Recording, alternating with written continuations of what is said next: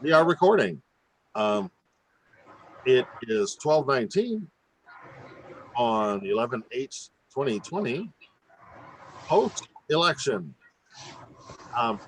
We have a lot on the dock today. Thank you everyone for coming. And at this point, let's see. We're going to open the discussion and chat about. Before we get into election stuff, please, let's talk about the initiative for the moment, and let's discuss what happened last Sunday.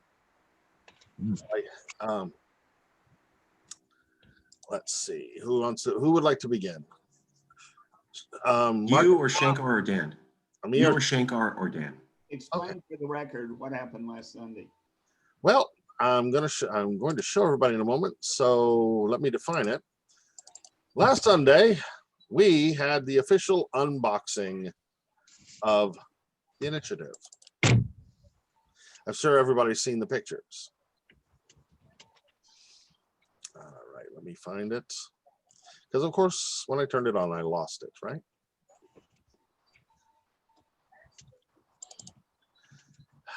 Let's see.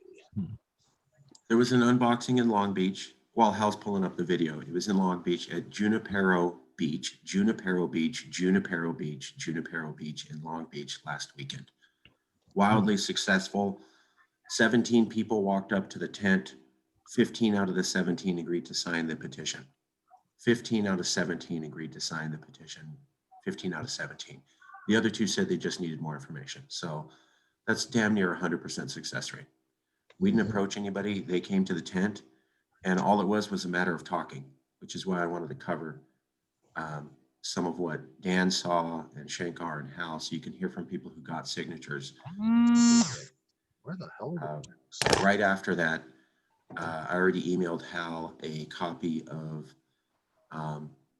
So Joe Payne held a West Coast summit, and on that summit, Michael Feinstein, a well-recognized politician, came on and gave a 5-minute commercial for the petition. I already emailed Hal a copy of that video, so I would hope we could show that too. So you can see how different people are selling the petition. What is it that you say to people to get them to sign? The petition is our main vehicle for CALEXIT still. The election has not changed that. That's why we moved this to the first. We will cover the election absolutely and how it changes our selling points. Oh, I'm going to be quiet. No, it's fine. It's like you're speaking fine. Yes, the official unboxing. That's like Long Beach, California last Sunday. This was a beautiful day, and we opened it up, and we basically set up the booth for old school signature gathering.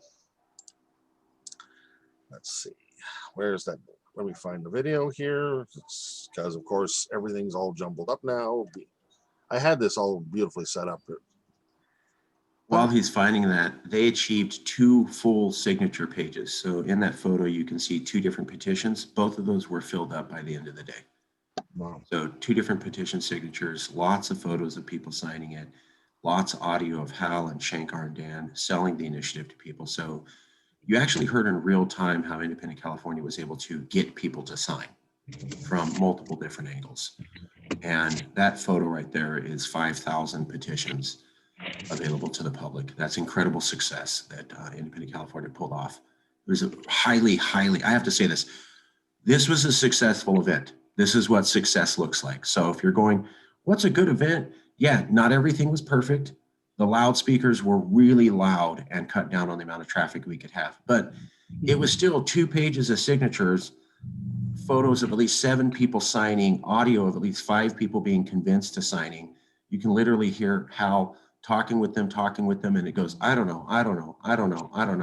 Okay, I'll sign. You can literally hear that in real time as Hal just keeps hammering away at little points, and then at some point you can see them tip. We also have Shankar and Dan were out there. I wasn't as good at recording the audio of them, but they're here and they can offer their observations. Shankar got people to sign, Dan got people to sign, Hal got a lot of people to sign. So we were going to have them say, what exactly did they tell Californians to get them to sign? Again, 5,000 petitions documented. good signatures in Long Beach, lots of video, lots of audio, lots of photos, massively Yeah. successful event. None of which I seem to be able to find because once I claimed sharing, I wasn't able to get around it too. Okay, well, But maybe just go to observations. you know, it's one of those. We have unboxing, and let me see if I can get back to my desktop, which it just doesn't want to let me do. Which is where, of course, I prepped everything, right? While you're working on that, Hal, could I ask, will we sometime in this meeting today be given instructions about how to get people to sign the initiative online?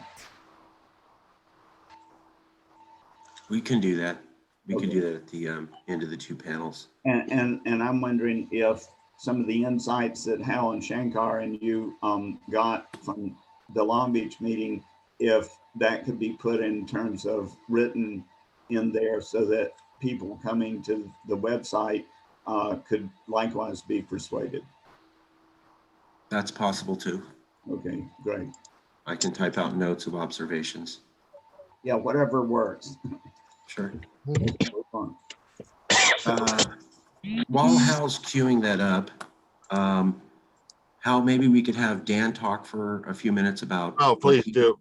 So So I can while we're hunt this in peace. okay, so while we're queuing this up, Dan Costa, can you talk for a few minutes about specifically what is it that you saw that got people to sign the petition? Your observations. Sure. So just to set the background, where we were set up right there was right in front of a bike path of people that were going by. Probably my impression of that is probably not the best place the next time we do that, because obviously people are zooming by with their bikes and stuff. You know, they're not as attentive, so it's harder to get their attention. But that being said, people on bikes actually were looking at us. They were passing by, and from the beginning to them passing by, they would put their heads back and see the thing. So my experience was that some of the bikers even stopped, came to us and talked to us and everything, which is incredible in itself. And then the other thing was that even when they didn't stop, they noticed the brand. They noticed Independent California. They looked at it. They saw it visually. I was looking at the bikers, at the people walking by or jogging, and they paid attention to it. So as far as the brand, you know, we got a lot of exposure, so that if they see us again somewhere else, now we're starting to get a brand name that they're going, oh, that's those guys. So that was a huge observation that I saw. And then the other thing of the people that did come by themselves, we really, this was kind of a kickback thing. We wanted to, you know, kind of show an atmosphere of fun. There was like a Spanish band or whatever in the background, so there was a lot of music and stuff. So it was like a casual atmosphere. And so the people that did come by, and I would mostly myself talk a little bit about that, about Independent California, and I would send it to our to Hal, which you know, is really good at talking about the points that they're interested in. So I was mostly recruiting and then sending them to Hal. I think Shankar did the same. And so that Hal was the main person addressing all these points, and he did very well, as Marcus recorded a lot of the conversations and stuff. But people in general, of all the people that came by and signed, which was, like Marcus said, you know, the high percentage, because usually people come by and they say, I'll think about it. We had a few of those, of course, but most of them did, after talking to Hal and stuff, said, okay. And they were a bit hesitant at first, but what I observed is that they really already had those views. They just needed to be confirmed. So, you know, when Hal would say, Do you like the way this country is going? Do you like what's happening? We're not represented in something. They would go, yeah, totally. Yeah, this, one said the federal government's hostile to California. They would agree. All these points were confirmed to them, and then they went, okay, yeah, I'll sign, and Hal made sure to say, this is not going to be a referendum where we go directly to independent California. When we sign, this is to form a panel to discuss the possibility of California becoming independent. That put them at ease also, that it was just a discussion, which is exactly what they wanted to have, really. Let's discuss this point. It makes sense. And so they basically coming in already had that idea and philosophy, but didn't know that there was a group that existed that was pushing for that. So that was the positive of it. It was a great event. It was a beautiful day. We had fun. As far as I'm concerned, and I think Shankar and Hal and Marcus also, it was really nice to get out there again, because we've been confined so long. And I will add that everybody had concerns about the COVID-19, that people wouldn't come up and stuff like that, and people did come up, some with masks, some without masks. We try to be respectful and have a mask when we're close to them, but that was not a deterrent. The COVID was not a deterrent at all for them coming in. So that proves that if we go to bigger events and stuff like that, people will come. And I'll say just above the beach, there's a hill there, and this is the second time I've noticed this. There's yoga. There's people practicing yoga, like 150 people up on the lawn practicing yoga. And we talked about it with Shankar and Hal. That might be a great place to set up because there's more, people are gonna, when they leave, they're gonna come by. There were booths over there, so it was interesting. So these kind of events, that's what was great. And COVID didn't have much. We had some sanitizer, people used it. So I would say that's pretty positive for on the ground activism. So that's my view. Okay, thank you. Thank you, Danny. Let me queue up a video. I had to go back to the emails to find them. For some reason, it won't let me queue them from my desktop at the moment because I'm hosting. Basically the idea is that we did this, as Professor Williams put. The idea was that we got back out there and we will start to look to set events up like this to bring people in to train. What we wanted to do was get back out there and knock the rust off before we started to do this. What I've got is I've got videos of some of the discussion that we've had and some of the things that we will be teaching, what to say and how to approach people. What I will apologize for is two things on the video that you're about to see. One is the extremely loud festive music that is going to permeate through this, because we were set up next to a near a Puerto Rican a group that was, oh my God, it was an amazingly festive occasion.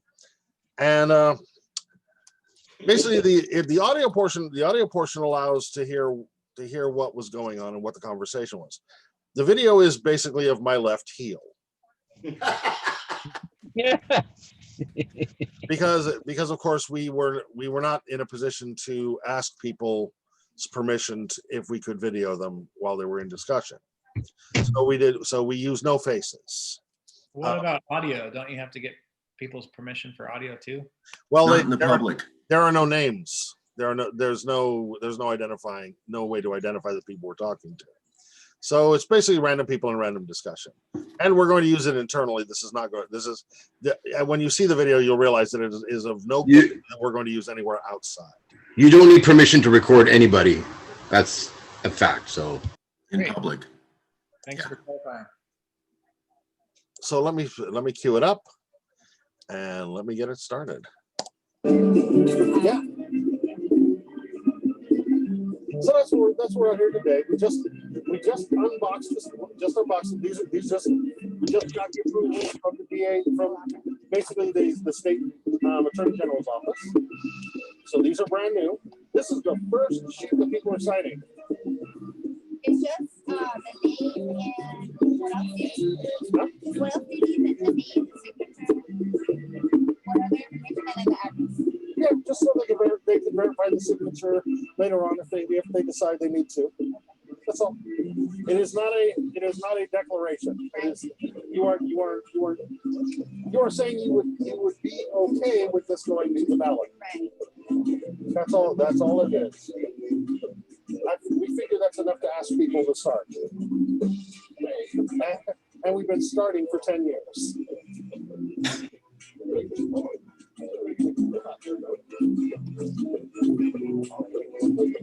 That's what you do. How about a flag?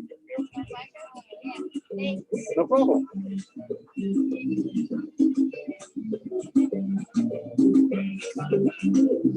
If you turn it over and open it up, the entire body is in there if you want to read it. Yeah, it is. The synopsis on the top, it's like any other ballot measure that, and of course, when you want more information, you can go to our website, www.independenceca.org. Hey, because like everyone got away. Hey. Brandon, I'm Hal. It's nice to meet you. I'd shake hands, but over it. So it's like, Can't even touch people now. Booties.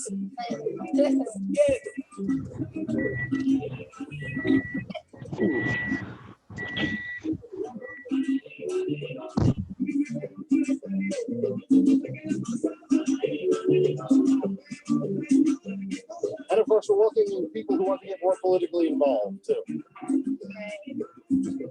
Always looking for volunteers. Come find us. You guys are online, I suppose. Feel free to take a business card. You can find us online. Yeah. We're about to launch a new website. We've got the old one up now. We're gonna have the new one will be up really soon. And we'll go from there. Thank you so much for Oh no, thank you. Yes, there you go. Great talk. That's why we're here to talk to people. Yeah. Oh, of course. Actually get it. So like I said, we have a number of these. Marcus, how many would you like to talk about? If we can, I'd like to get Shankar in, and then just because I asked him to come on, I'd like to go to Governor Wildstar after Shankar and then come back to Long Beach, just because Absolutely. Governor Wildstar. Absolutely. And folks, the only reason I'm bringing in Governor Wildstar is I asked him to go and collect signatures this Saturday in Fresno, and he had outstanding success. I emailed everybody and I see the photos. So right after Long Beach on November 1st, with 2 signature sheets signed, Wildstar got 2 more signature sheets signed in what's supposed to be conservative, hate liberal Fresno. Well, guess what? They backed it just as hard as Long Beach. So let's go to Shankar.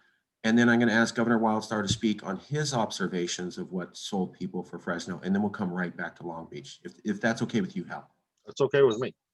Okay, Shankar, talk for about 5 minutes. What is it that you saw that got people to sign? How did you convince them that they need to back this initiative? Hey, I'm glad Nick Wildstar's on the phone here. Nick, I hope you're ready for Bakersfield, man. Hal and I Cal came up with an excellent plan. I've got to share it with everybody. We'll do that later, but Long Beach. So, I mean, we're on a bike path, and if you saw the tent, pictures of the tent, you saw how much swag we had up, meaning flags and posters. It was definitely eye-catching and controversial on what was being said on our posters. So people will notice it. Could you tell us what was on the posters? Here, I'll show you one.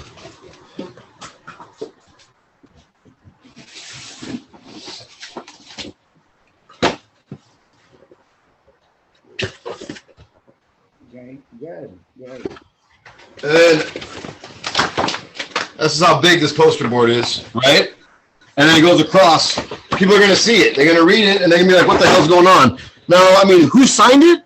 Guys, everybody was signing it. Republicans, Democrats, Libertarians, it didn't matter. It doesn't matter because this is California. We are not the Democratic Party of the United States or the Republican Party of the United States. Those are American political parties. The people here in this state are different, and they know they're different. And so when they see independent California or they see the United States out of California, it's a solution that they've never thought of. And so it always piques their interest. They're going to come to the booth. When they come to the booth, it's important to get something out of them, regardless if they sign or not. An email, phone number, not a phone number, an email, a name, an address, anything. And let them be on their way. You're not going to convince everybody. Don't get into arguments. That's for sure. They're just a waste of time. You're going to also get a lot of people that don't want you to be there. Not a lot, but people that don't want you to be there. And they usually will pass some remark. But talk to them too if you want for a little bit. But other than that, most people are very receptive to it. What got them to sign? You have to listen to the audio, I guess. I mean, everybody's a bit different, but usually in the course of the conversation, you will have said something that triggered something in them that's very important and dear, that they're willing to take a chance and sign this as a solution. But again, that's all in the conversation, and you're not sure what that may be. But I think the conversation with Hal was having with that lady, she was a no. I'm just going to think about it. I'm going to think about it, and at the very end, I'll sign it. And here's the next part. If they come in pairs, and one person's not sure, but the other one person's going to sign it, they're both going to sign it right there, because their partner signed it. They're going to want to sign it too. There was a gay couple. Dude, these dudes were really cool guys, and they came here for sanctuary from Arizona. They fled the United States to California for sanctuary so they can live their life as spouses. One is undocumented and they're gay, so it's kind of tough for one of the husbands. But I straight up told him, I'm like, are you have some peace of mind here? And they're like, absolutely. Oh my God, it's so much better here, and there's so much. I'm like, Rose, let me tell you, the fact that you have peace of mind gives me peace of mind, knowing that this state can provide you as that. And the husband that was registered to vote, he said, you know what, man, let me sign this thing. This has to happen. And he signed up, man. So everybody's going to have their own issue. It's up for you to try to key in on that or find it, and then just prod it a little bit. But throw a solution up. Hey, what's up there, Hal? That's That's the right. Anyways, that's what I noticed. The 8.5 by 11, the printout, that's going to be up on the site. Listen, you're not going to have those engagements with people online. So here is a strategy for online. Minus a marketing program, which we're taking care of. All you guys have to do is just copy the link and send it to all of your friends on your Facebook. If you have 100 friends, send it all out to them. I don't care if they're political, if they're not political, what political affiliation they are. Just send them the link. It's that simple. And then tell them to share it as well. Just get it out there like that. And you'll be surprised if we all have 100 friends, just the people that are in this meeting alone. Think about it. Within the day, you could have almost 5,000 people receive that link. So that'll all be available very, very, very soon here. The site is coming up. Oh, and I don't know if everybody can see these pictures of Long Beach here. Can everybody see these? Okay. Keep scrolling, buddy. You had one of the guys signing. So good. That picture that's up right now, so good. So that's us still setting up right there on the bike path. Yeah, so good. So good. That is what is up right there. Oh my God. You got any more picks there, Hal? Is that it? Well, if we can, Hal, just to move it along, let me Yeah, let's get to go to Wichita. Wildstar if I have your permission, Hal, and then we'll come course. right back to Long Beach. I'm going to stop the share for the moment, then we'll get back to normal. Okay, Governor candidate Nicholas Wildstar, are you there, sir? Yes, I am here. Hello. Hello, thank you for coming on. Now, you collected signatures this Saturday in Fresno, and you had 2 full sheets signed and photos of 9 different people signing, which I've now shared with the movement.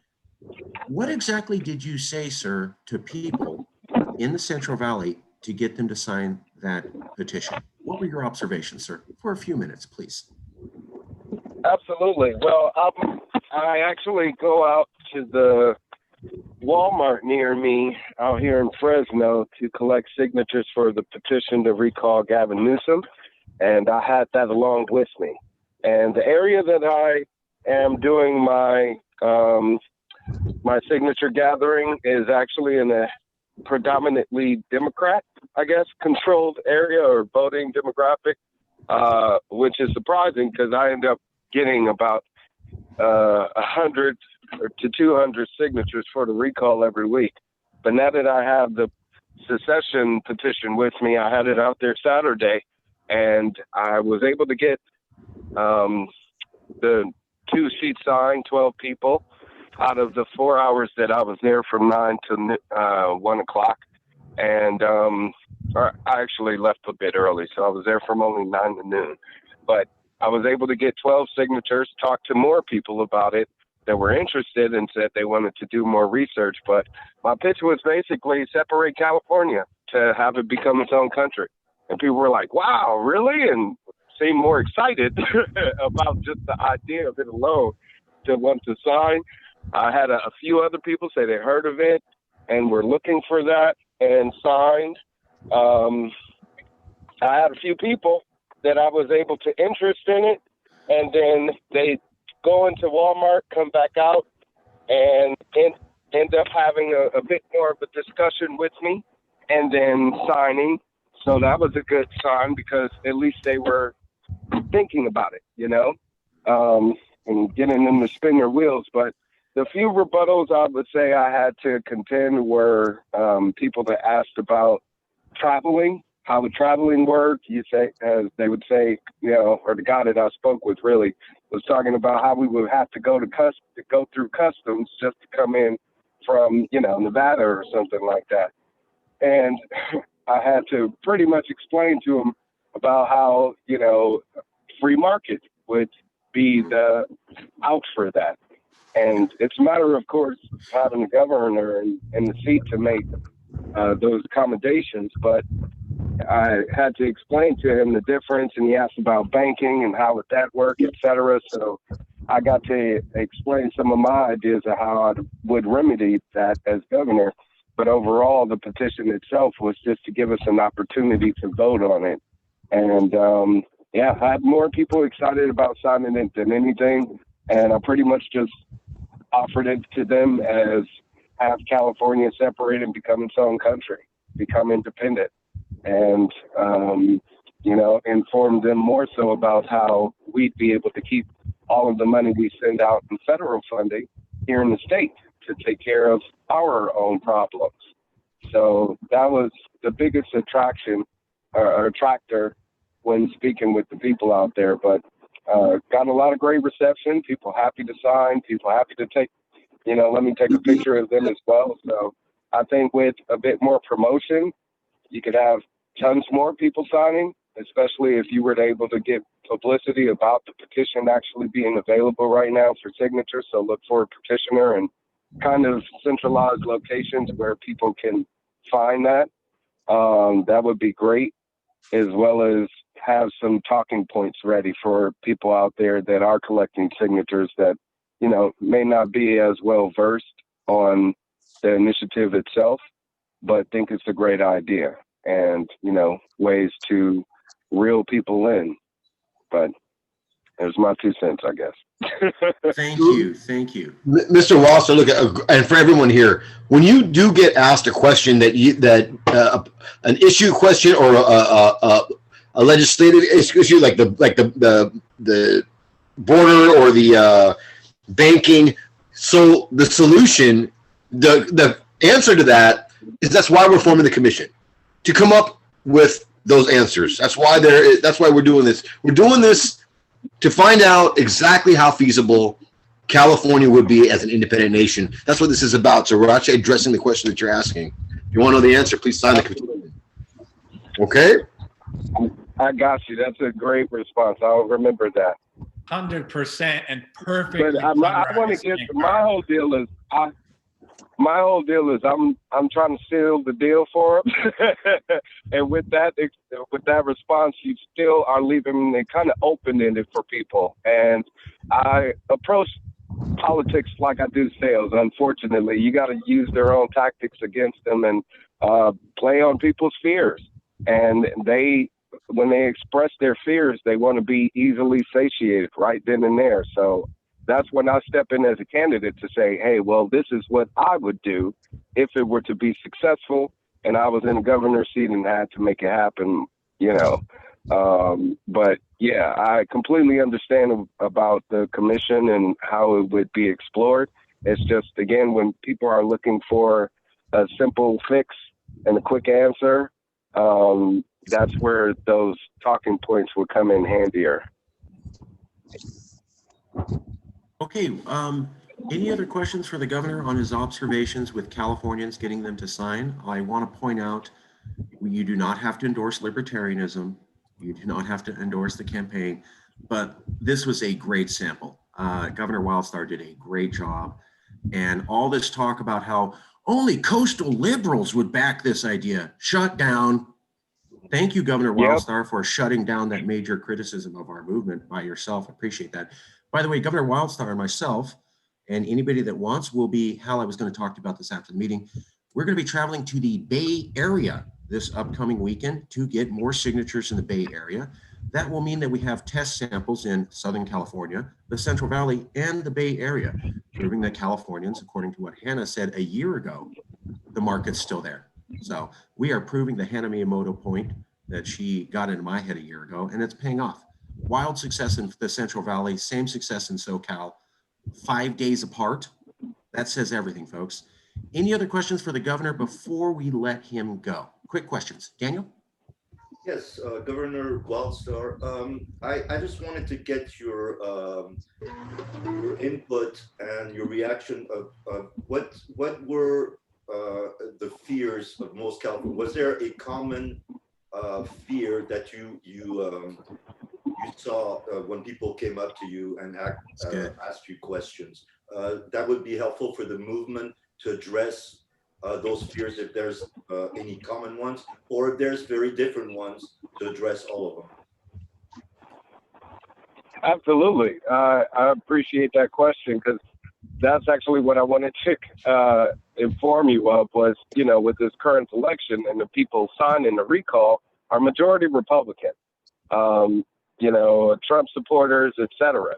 So their fear is now, since Biden is president, California is going to go ultra liberal, and become this, extreme socialist place, especially with having Gavin Newsom in control. So I just say, hey, the secession is a nuclear option. If we can't get Newsom out of office, at least we can put this on the ballot and make sure we have an opportunity to separate California and protect it from this next presidential administration. And I got a few of them to sign simply because of that. So that's what I mean about playing on their fears, is if that's their idea of, hey, well, I need this as a way to protect myself from the federal government, from the state government, then this is all the reason why you need to stop. Because it puts the power back into the hands of we the people to say, this is what we want. You have to honor that decision, or else now we're going to, protest you and petition to recall you and get you out of office. So that was one of the main concerns that I I guess I would have to tell you about. But as I said, there were other people that were just asking general questions as to how it would work. Especially when it came to the gentleman that asked me about traveling, having to go through customs, the banking, how would money work. Main thing was basically travel. But everybody else seemed to be so open to the idea, they understood it. And especially when I brought up money, and I would say, hey, we're the 5th largest economy in the world, or 6th, whatever the case may be. We're high up on that list.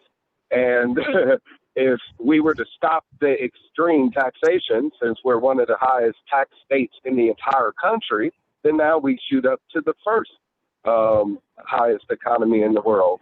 So that seals the deal pretty much also, because people also know that. They know about welfare programs and us spending more to help children and their educational system out in Arkansas and other places on the East Coast, places where the cost of living is a lot lower, and our tax dollars are going there to help them. So I would say don't underestimate the people that you're speaking with. They're more open to it than you think. It's just a matter of getting it in their faces and let them know it exists. Great. Thank you so much, Governor, because that's exactly, before you came on, I was giving my observation when we gathered signature last Sunday. And that's pretty much my observation, that people were on board. They already had thought about these things. They just had particular questions maybe, but they already agreed. We didn't have to say, why don't you agree? They said, we agree, but how would that work?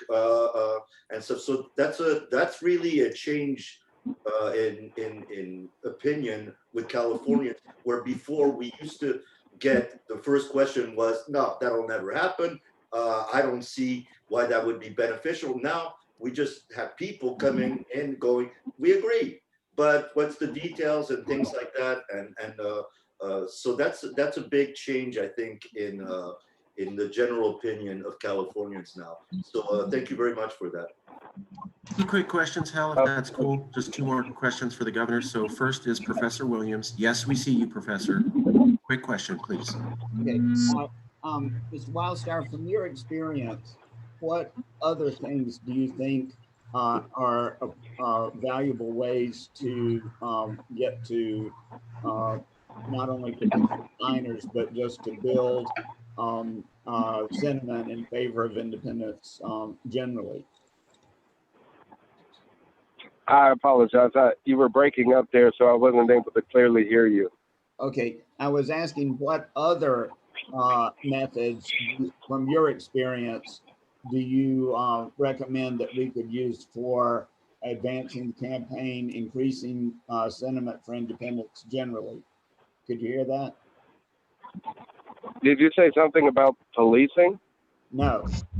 He's asking what other ways is there to sell CalExit than what you've told us? Is there any other way than what you've said that you think is a way to sell CalExit to people in general? Any other observation or strategy you may have thought of, sir? Gotcha. Okay. Well, my ideas to promote secession pretty much was an attractor as well, because I was talking about state issued currencies, us being independent as far as having our own energy and utilities, services provided to us. Of course, with us being able to break away from taxation, that was a big attractor as well. So that simply, I would say it's just simple little things like that that's going to make CalExit more attractive. You got the people that are faithful to the idea of the United States, and you just have to remind them, well, we're all independent states. What makes us united is us coming together under the United States Constitution and say this is how we should govern. But if we're living under... What I was getting at was not arguments in favor of, I'm asking you what other techniques could be used, for example, you know, besides having booths out at public places like the Long Beach event, what and the online, what other kinds of ways can we get to people who could potentially sign it from your experience? Oh, I would say rallies. If you can throw a rally or a march or something like that, actually infiltrate some of these marches that are going out there. These count the vote protests for the Trump trying to, you know, stay in office. Yeah, go out there. Trust me. A lot of those people would definitely sign, especially now that Biden has been declared president. So you can say, again, this is a way to safeguard us as Californians. Any of these Black Lives Matters protests, the ones that are going out there saying, you know, count all of the votes, those protests and marches. But yeah, I would say if you have money to invest into this, to put it into either throwing your own rally, CALEXIT rally, or something like that. But people are really reliant upon the news, the mainstream media, to keep them informed on what's going on. So any way that you can get in the publicity through the news would definitely help as well, because that's going to get people's attention. Facebook, advertising, Twitter, social media, that stuff. Yeah, and of course a website to centralize it, get people out there to set up permanent locations. Like I'm out there every Monday and Saturday every week to collect signatures for the recall. So now that I have your signatures or your petitions in hand, I'll be gathering signatures for that. But that can be promoted as a permanent place in Fresno for people that are interested to come and sign if they don't know where. Good idea. Okay, we have a question from Shankar. Thank you. Shankar, you had a question? Oh, my pleasure. No, it wasn't actually a question. Nick, hey, listen, man, I just want to let you know, because I don't know, I'm not sure how to get a hold of you or I guess I can email you, but I just want to let you know, listen, Bakersfield, BLM is happening. I have to pick a date. It's going to be in January, but listen, my man, it's kind of I don't want to say dangerous, but because we're smarter than that, but an elusive situation. Let's just say that. So we have to be on our toes. We're going to do 4 events that day in Bakersfield, all of them real quick, and the press is going to meet us at 1 or 2 of them to do the interview. And it's all going to go by really quick. I'd say about maybe within about 4 or 5 hours time, and then we're out of Bakersfield before anybody knows what's happening. So just be ready, Mr. Wallstar. It'll be in January sometime, I suspect. Just going by events that are happening right now. I mean, I don't want to do it before Thanksgiving or Christmas to take away from it, but so I'm thinking January. But that's the BLM. What's that? I said, sure, I'd be happy to join. I mean, I'm happy to piggyback on anything and everything to get the message out there, which is why I'm, running around with the reopen and recall people. Right. So.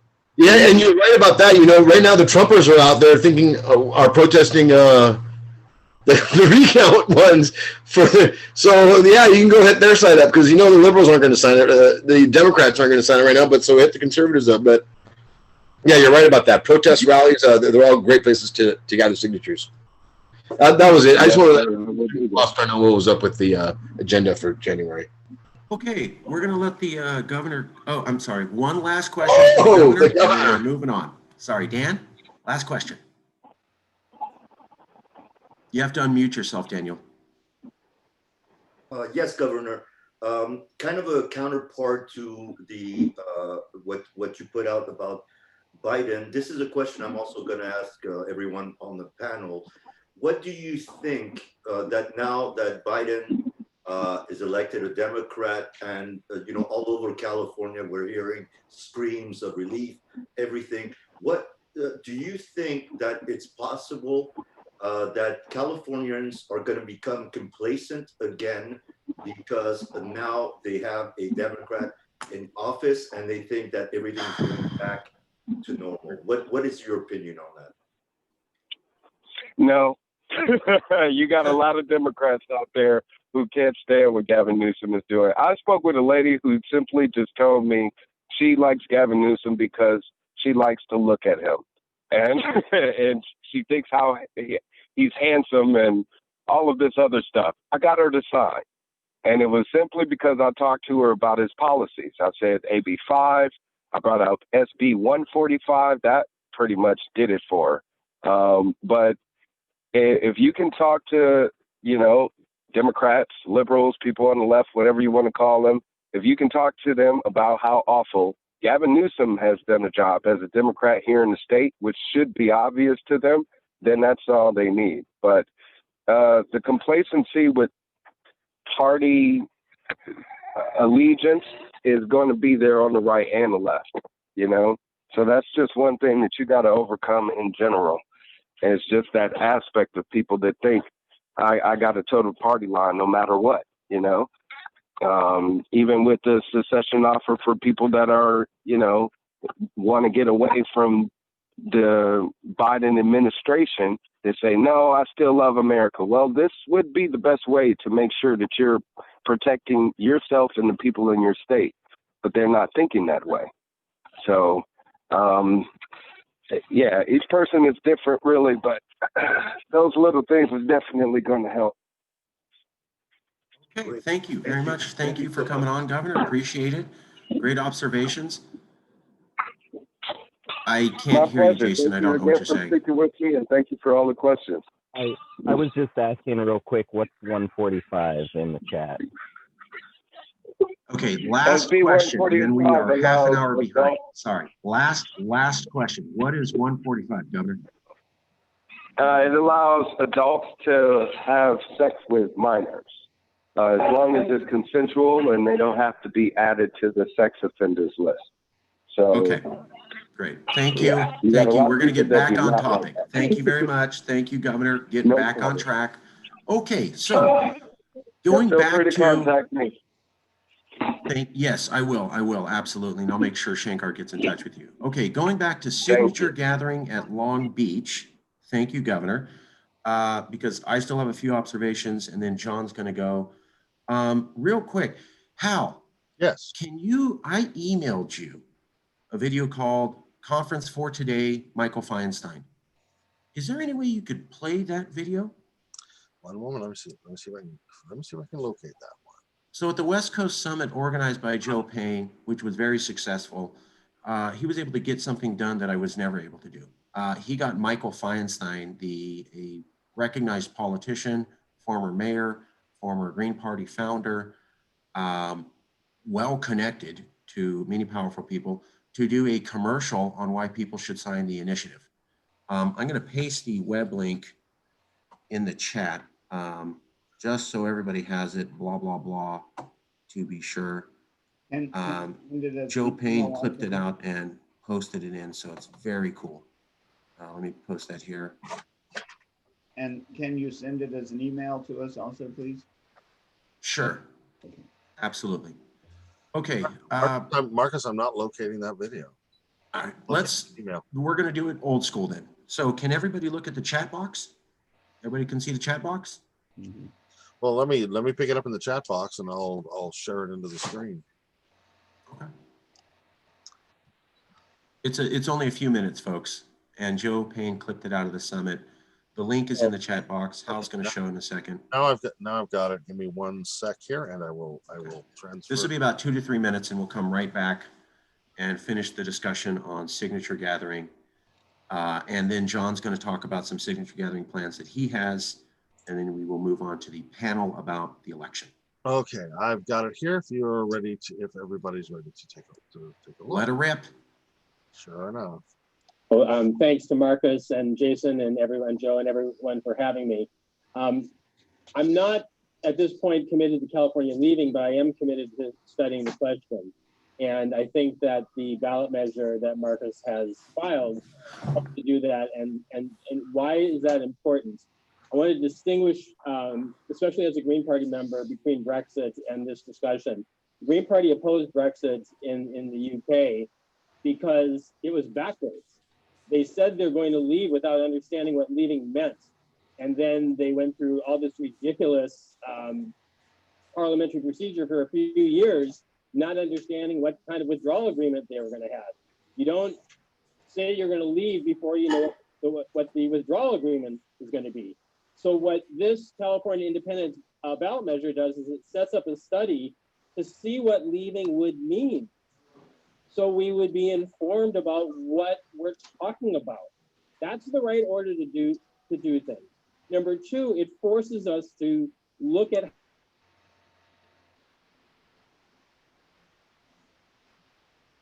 I just lost it. what we want.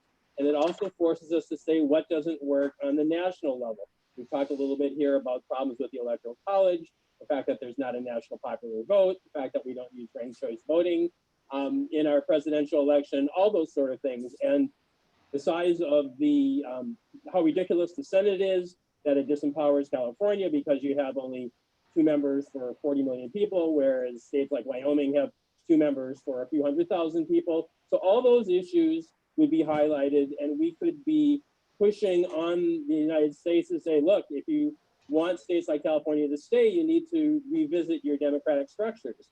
And then for us internally, we would also want to say, and this is one of the strengths of the ballot measure, is that it looks at proportional representation elections for here inside of California. We have a terrible system where we have the worst per capita representation in the United States. We only have 120 seats for 40 million people in our state legislature. And the size of the legislature was set in 1878 when we had 865,000 people. We have 40 million today. So we would want to look at, if we were going to be independent, how big should our legislature be, and should we elect it by proportional representation instead of single seat winner take all districts? This ballot measure would bring up that conversation. And even if we stay in the United States, we should be having that discussion anyway. We heard some speakers before talking about how California is a one-party state. You can say a duopoly is 2 wings of one party, but winner take all single seat elections build those kind of dynamics. And with the wonderful diversity that we have in California here in this 21st century nation state, we should have a legislature that incorporates the diversity that's California and what kind of electoral systems can get us there. That's what this ballot measure helps to promote as a discussion, and that's one reason why I support it. Okay, well, that was excellent.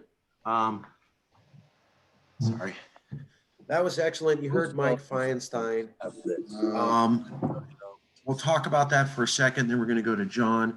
I do want to make a quick point for everybody, okay? I invited Mike Feinstein on. Mike Feinstein is Green Party, hardcore lefty. I also invited Governor Wildstar on. Governor Wildstar's hardcore right. They just both support California values. I hope everybody could pick up on that. We have a hardcore lefty and a hardcore right person backing the initiative. Why?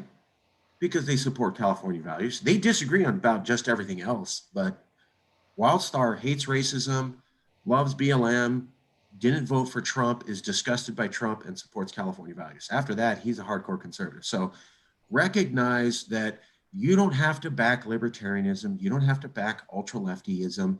What you need to do is figure out what is it that's selling to Californians across the politics, because we do. We have Green Party and Libertarian members both backing this. That should tell you everything. And think of the marketing angle. Another thing I learned from Hannah is there's not one marketing angle. There's 50. Just because you're like, I don't like selling it that way. I don't like, knocking down Newsom. Okay, then don't do that. But also recognize where you're at. If you go to the Central Valley, it's a little bit more conservative than the coast. That doesn't mean that people love California any less, but you can't come to Valley people and attack guns right away. Ain't gonna go anywhere. That doesn't mean that they don't love California. So I want to point out 2 things, and then I'm going to hand it over to the group for observations on what Feinstein said, and start with you, Hal. Basically, I did the exact same thing that Feinstein did in Long Beach, and I was shocked to see what he said. So the Long Beach event was on Sunday. The summit event was on Monday or something. So I tried the exact same strategy before I saw Feinstein. That should tell you something. Hal got 80% of the signatures, okay? And Dan was right. We were like warming people up and showing we're friendly and then tossing it to Hal, and we worked the hell out of him. Hal, biggest compliment I give, you work like a Mexican. You did. And as a Latino, I said that, orale después. You did. I mean, I saw that exhaustion look on, and that's why I brought you that little mango thing, because I go, this guy needs more energy because we need him back on the front lines. So anyways, the angle that I got to get people to sign is best epitomized in the guy who is wearing a bike uniform. The pictures are there for everybody. Look for the biker who's leaning over, literally leaning over to make sure he signs that petition. And on his arm, USA. So how did we get somebody who was on a bike ride wearing the USA flag to sign a petition for secession? I literally said the same thing Feinstein did. I go, well, hold on now. This doesn't make you secede. This is to compel your government to study a subject and make sure you're informed. It's wrong and nasty for the government to study things. He goes, well, is this necessary? And I go, you tell me. We told the federal government, screw off on marijuana, on climate change, on air quality, on LGBTQ rights, on stem cell. I mean, we just do this every day. Should we do something better than stumbling into the next thing going, whoop, screw you, whoop, screw you? I mean, why don't we have some sort of long-term strategy? And he goes, well, yeah, when you put it that way, California does kind of like to do its own thing, and we just don't really think ahead. We just kind of stumble into it. So probably would be good for the government here in California to look into how to resist federal policy, since we seem to love doing that. Be a little bit smarter. I didn't say start the resistance of the federal government. I said it's already going on. Shouldn't we play smarter instead of harder? That got him. Then the clinch pin was, I don't know, America, America, America. And that's when I said the other thing was, well, hold on now. Scotland. You heard of Scotland? Oh, yeah. Yeah. And you know they want to be independent from England. Oh, yeah. I heard something about that. That started because the Scottish people felt it was their right. It was their right as Scotsmen to approach their Scottish government and demand the government of Scotland investigate possible independence from England. That was in 2009. That report did not make them independent. There was many more votes to come, but it energized them. And basically all they said was, we have the right to be informed and make informed decisions as voters. And I looked at that guy right in the eye with 2 American flags and I go, because he's Latino, and I looked at him and I go, why is it not okay for Californians to demand that of our government? Why do we Californians have to be less than Scots? Why can't we want that from our government? Isn't it okay for us as Californians to demand that our government take care of us and look into issues for us? Okay, sign. So, number one, does it make you independent? It makes you an informed voter. That's what Feinstein said. And number two, we're already begging independence. Anybody wants to argue that, go, what about immigration and marijuana? Is haphazardness a good idea? No. Number two, Scotland did this. Aren't we as Californians good enough? And that works for minorities. Okay, that works for people who are brown-skinned minorities, because what you're telling them is secretly, this is a majority minority state. Why don't we get to have as much pride in our California? How come we don't get to think about our place as a nation? Why don't we take ourselves as seriously as a European nation? You say that to a minority, they start going, you know what? You're right. We should be able to do anything some modern Euro country does. God, get out of my way. Where am I signing?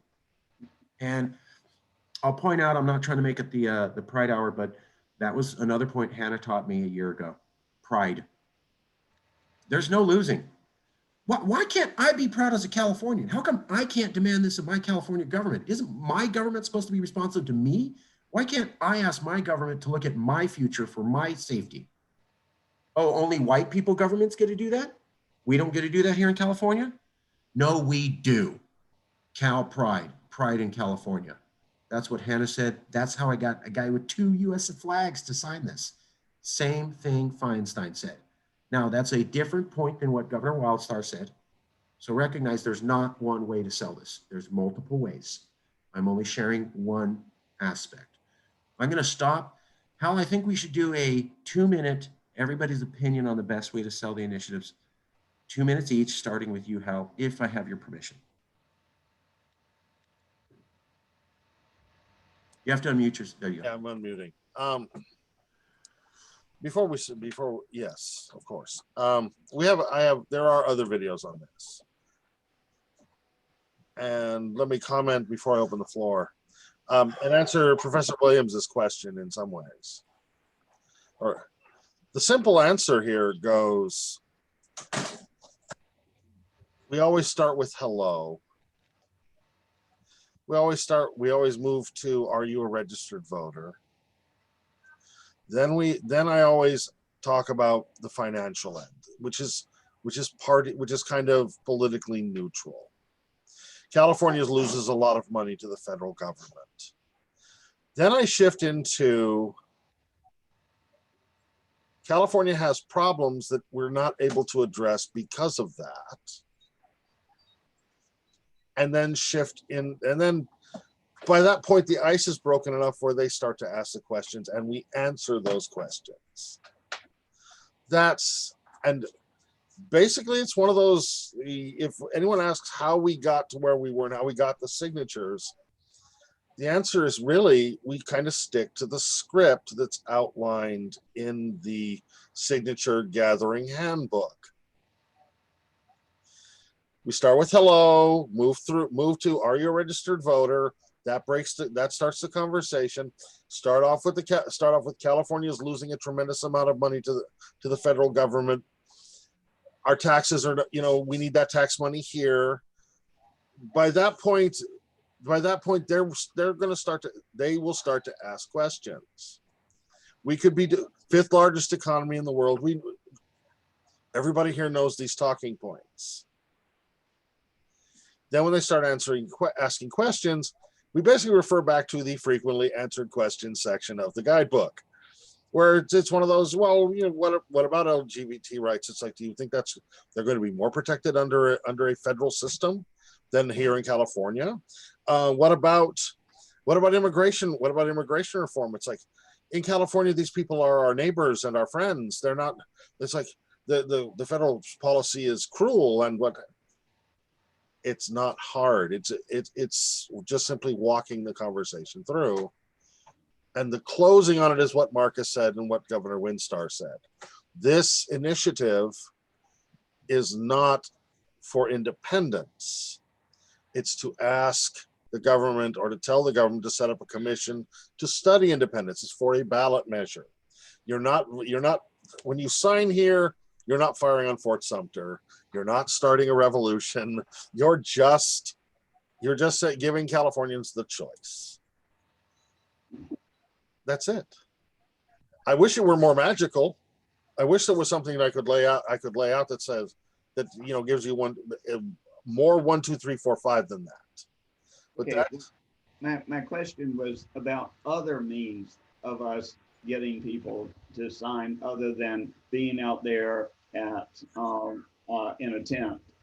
Well, the logic here is we can put it in as many places as possible for people to sign online, but there's no ability online to direct that traffic. Mm-hmm. So we will have it in multiple places, multiple locations where they can do this. But honestly, if everybody here is looking for a method where we're going to be able to direct to reach out, I mean, unless we can put a sort of California nationally based TV commercial to go look online to find this, we don't really have a method of directing traffic to those sites. They're going to have to see us. They're going to have to know we're there. They're going to have to know, that's where the problem comes in. And the more events that happen where we fly the flags and they see the shirts and they see the web address and they get the business cards or they get the stickers or whatever else, that runs the word of mouth, and that's kind of where we're at. We don't, it's like, unless somebody's got a magic wand that's going to get this petition on every website you've ever seen, that it's like there's no there's no method there to do that. Okay, but Marcus said earlier, Marcus, tell us your experience where you were saying a certain percentage came from other sources. Sure. Yeah. So what I'd like to do, I appreciate the question. We are going to have open discussion. I'd really like to finish this panel discussion up. We have a whole other panel, and then we have open discussion. Professor, I will make sure that question gets asked of other ways to collect signatures, but we're an hour behind. So Yes. I want to get this panel done. I have a few more people queued up. I will make sure we ask that in the open discussion.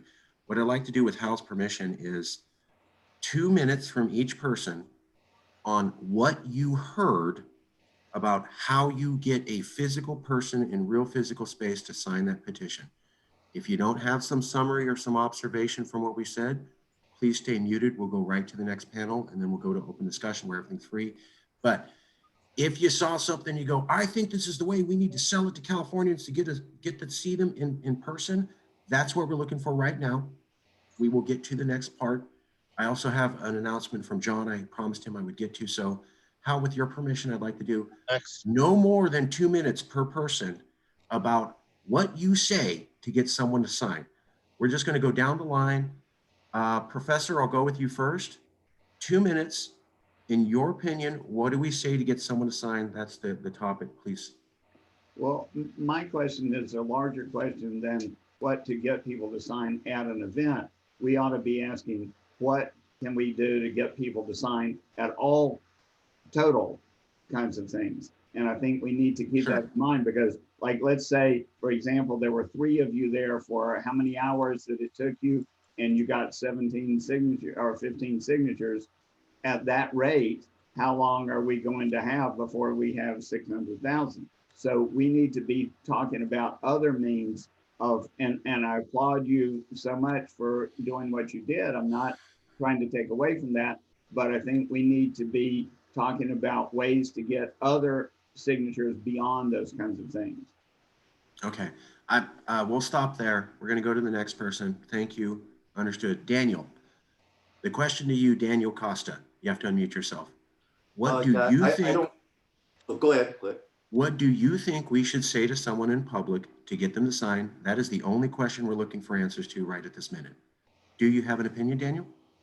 Well, I think, first off, to address them is to address their concerns. So my first sentence would be, and it was successful, is, are you happy with the way things are going in the United States and how it's affecting California? And that answer leads them to no or yes, of course I am concerned. And then I go, well, then we have a solution for you. And that's when I referred him to Hal if he was free. And it has to be very short because people don't have the attention. Now, Hal is very good at getting their attention once they go up to the booth, and he makes them feel comfortable to talk and not be ashamed to talk about their concerns. So that would be my suggestion. Okay, thank you very much. We'll come back to Hannah. Matt Owens. Matt Owens, you need to unmute yourself. 2 minutes, no more than 2 minutes. What do you feel is the way to sell someone to get them to sign? Sir, in your opinion. Well, I can't really generalize because I'm in kind of a unique situation. As a rideshare driver, I go to events too, of course, and, celebrations and all that. But most of the signatures I've gotten has been as a rideshare driver. And I have I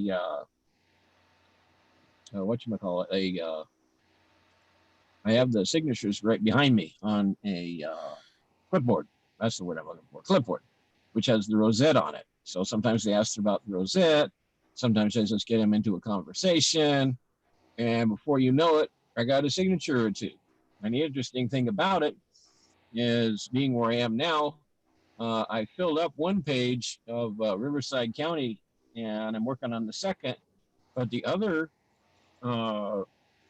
signatures are distributed through various counties: Los Angeles, San Francisco, where else? San Bernardino County, of course, our neighbors. My former thing. They even had somebody come in from Calabasas County. A couple of people from Calabasas County come in. So there's various people who come to where I'm at. And now we're getting the snowbirds, the Canadians. They can't sign, but they certainly do sympathize. Okay. When I tell them that we want for California what you have in Canada. Okay. Independence and cohabitation. There's as many of us as there are of you. And we, however, have the larger economy. We got a larger economy than Russia. So if you can make a go of it, certainly we can. And we would want the same sort of relation with the U.S. that you have. Okay. Not a friendly relation, but an independent relation. That makes a great deal of sense to the snowbirds coming here. So Okay, thank you. Was there something else, Matt, real quick?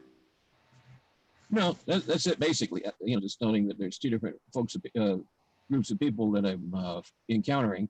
One is, Californians, and again, I get them to sign just in the course of conversation, and Canadians who can't sign but are very, very supportive, very supportive.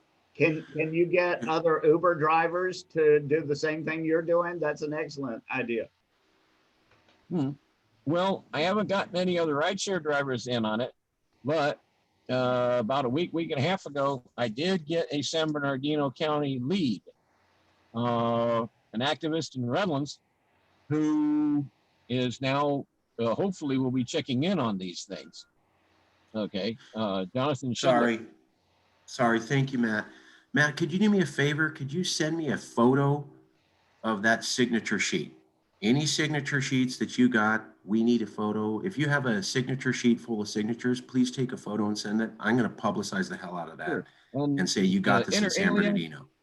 Yeah. These are the ones I printed. I can't wait till we got the ones from your print run sent here where I'm at. Just send me a photo so I can say, hey, we did a run in Long Beach, we did a run in Fresno, we did a run in San Bernardino. People are signing. That's the whole idea. We can show signature sheets around California. Send me a photo, brother, today. I want to publicize it. Yes. Okay, thank you. Can you send me some of those signature sheets that have just been printed and are in the box, please? Hal heard you. He'll make sure you get some of that. Thank you, Matt. Okay, Darren Brown. Darren, we're going to make sure everybody gets their 2 minutes. Darren. I won't take too long. Just as somebody who, over the past couple of days, I think a good thing to stress is just the political instability in the country. I mean, they're a basket case. I mean, it's kind of obvious. And, do we really want to live with that kind of instability over here? That's just, and I think that could appeal to any, left and right and anywhere. So that's it. Darren made an awesome video. I'll post it up in chat. That took real bravery, sir. That took real bravery to do what you did, and I felt it was very honest. Okay, we have another panel to get to, so we're going to make sure everybody gets their chance. Jason Schrader, 2 minutes. What do you think we should sell to people to get them to sign the petition, in your opinion? Well, so I definitely agree with everything that Hal started off with. How to lead through, that's absolutely perfect. That's the gemstone approach, right? You can't just hit it from one angle. You have to hit it methodically from all the different angles. Many different things to include, like, the chaos in the current election. That is an amazing point, and we should definitely hammer this home. We don't want to be a part of that, and it's going to surge again. It was this close to being 4 more years of it.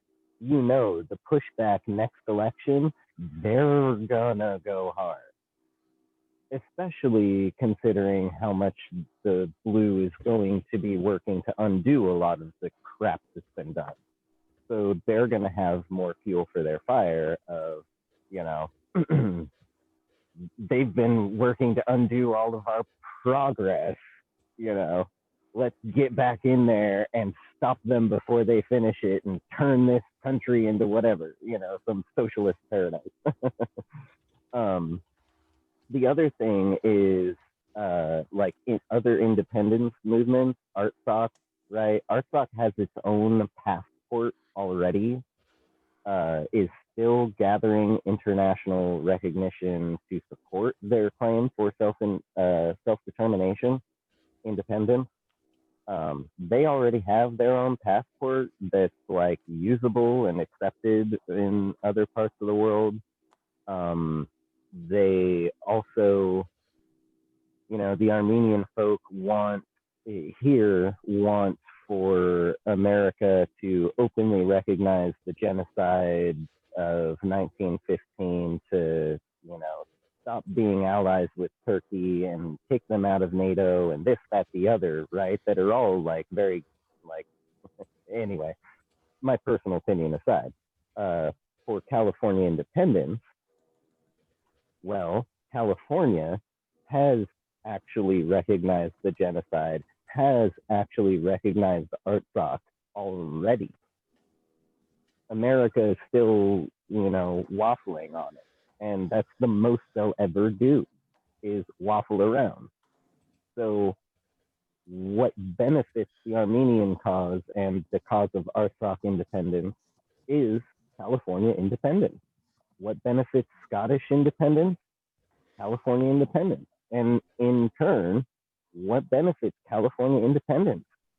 Scottish and ArtSoc and DPR, Donetsk, right? Catalonia, Hong Kong, right? We need to co-support and co-recognize each other. Okay, thank you. Thank you. John Simha, real quick, I want to move him up to the queue. John, are you there? Could you talk for a minute? I understand you have to go. Sorry about the thing. Really do the best they can. John Simha, Return California. Do you have any observations? Return California? John? Okay. Hal was sharing the script that we should all follow. This shouldn't be anyone's individual perspective on how to do this. We all have to be on the same page. The work that Hal did is essential. I'm giving that script to people who represent their constituency, people who are in the areas where the signatures are being gathered. We need to go into these communities and train people how to follow Hal's script.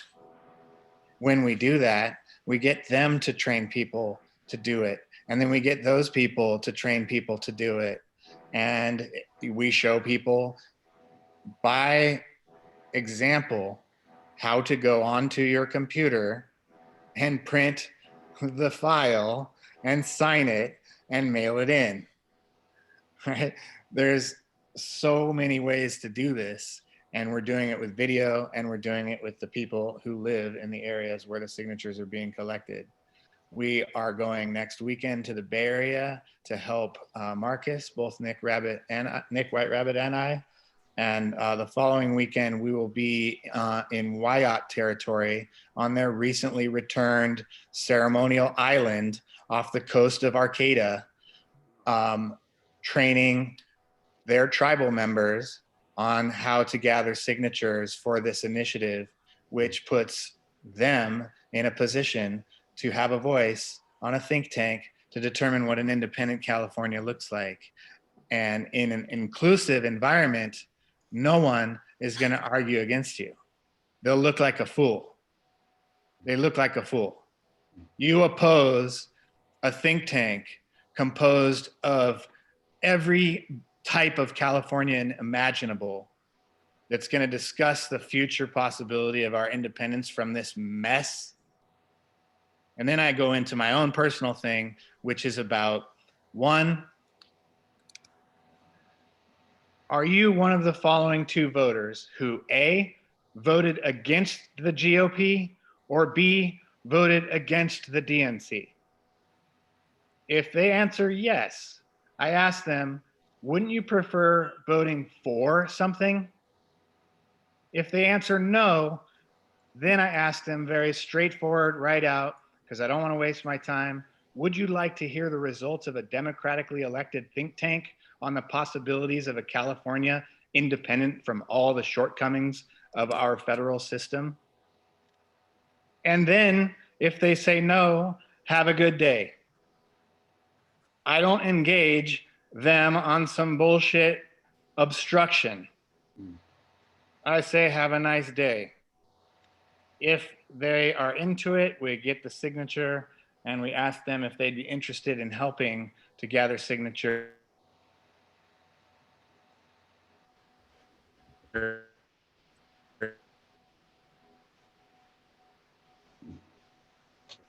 John? Or how in a place where land has recently been returned, it underscores our entire platform and we get signatures. That's awesome. That's all I had to say. So John is going to be going with Nicholas Wildstar and myself up to somewhere in the Bay Area. White Rabbit. White. Not well, Wildstar, White Rabbit. Yes, Nick Wildstar is also going, and Nick White Rabbit is also going. Okay. So two Nicks. Gotcha. And John and Hal and IC. I'm going to make sure we have some IC shirts on. I'll at least be wearing one, so it's going to look like an IC event up in the Bay Area collecting signatures. John and White Rabbit are going to also go to Humboldt. So if we get photos from Matt, we can now show San Bernardino, Central Valley, Southern California. This weekend, we'll be able to show the Bay Area, then also Humboldt. See how we're doing samples and it's starting to go, I know we can't do raw numbers, but we're starting to go, you go anywhere in California, people find that fucking thing. That's what we're going to be able to show. So I don't care who you are. I don't care what your difficulty is.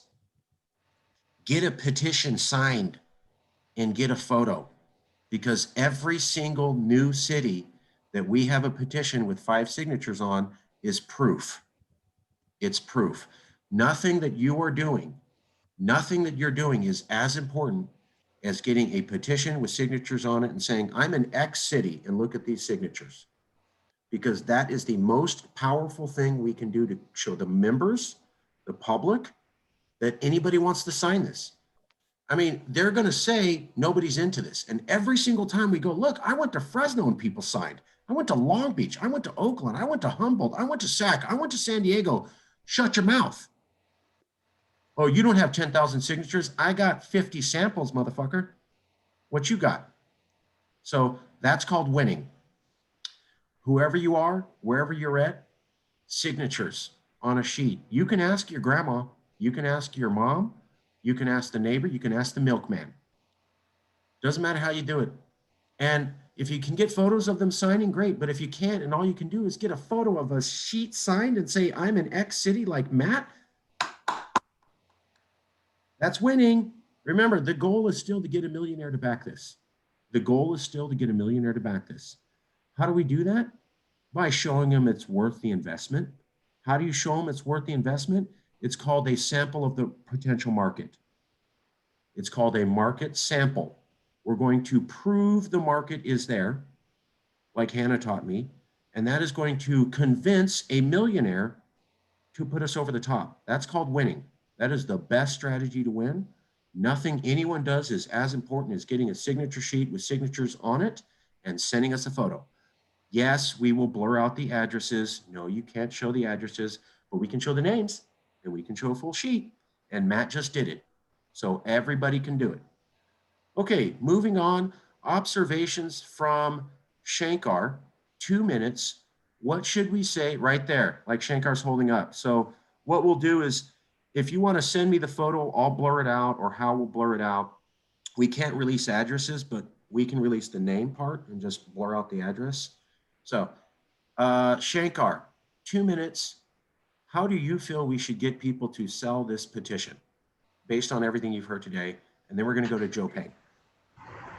So just real quick, after this meeting right here, there will be a short chapters meeting. So if you're a chapter, please stick around just for about 5 or 10 minutes. And I have a stack here that I got to mail out to you. So just stick around, make sure I get your address. We're going to run through this and run through the procedure, run through some scenarios maybe. if we have time, and do the chapter meeting right after this meeting. So please stick around and make sure I have your address, and we'll go over some particulars. How to get people to sign this?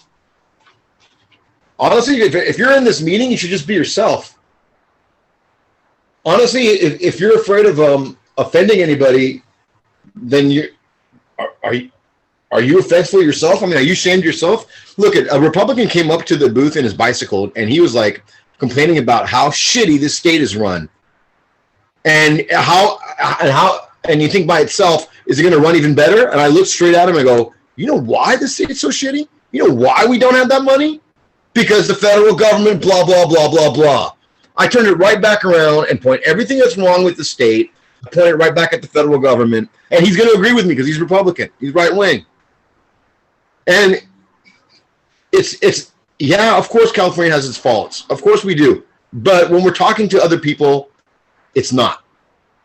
We do the Donald Trump. It's their fault. It's the federal government. And this is why we got to get off our back. Imagine if we did have that money. Imagine if we were allowed to produce this. Imagine if we could make that. Imagine if we had our own fill in the blank. Solutions. Just provide solutions to their issues. And they're all going to have one. Everybody does. So that's all I got. I hope some people stick around afterwards. Thank you very much. Let's go to Joe Payne. Joe, observations, but before you get to observations, I understand you have a special announcement regarding Black Lives Matter in Bakersfield. If you could talk about that for 1 minute and then give us your observations for 2 minutes. Joe Payne? Joe Payne? Yeah, hey, can you guys hear me all right? Sorry, I'm Yes, out sir. for a walk. Okay. Yeah, so my observations is real quick. I mean, since it's kind of relevant. Okay, I didn't get a chance to listen to everything that everybody was talking about, but yeah, you guys make some good points. One is be yourself. Anybody can tell when you're trying to be fake. So just be yourself. I would say don't be afraid to hear a no. People are going to say no. That's fine. You're not going to win. You know, no one's going to have 100% success rate on this. Don't worry about the first 20, 25 people. That's just, this is coming from someone that has sales experience. Don't worry about your first 20 to 25 people. Just get your talking points down. Don't, if you hear a no from every single one of those people, you're fine. Just as long as you're getting your talking points down and that 26th person comes along, you're going to know what to say. That's, you know, and then from there on, just be yourself and you'll get it. You'll be fine. Okay. The PAC can blow this up too. We want to do TikToks. We want to do YouTube videos. There's a lot of things that we want to do. And if you guys can provide videos or photos, if you guys get signatures, somebody signing it, anything you got, send it my way so that we can compile all that together and make videos and things like that. Before we do double duty, can I interject something, Joe? Yeah.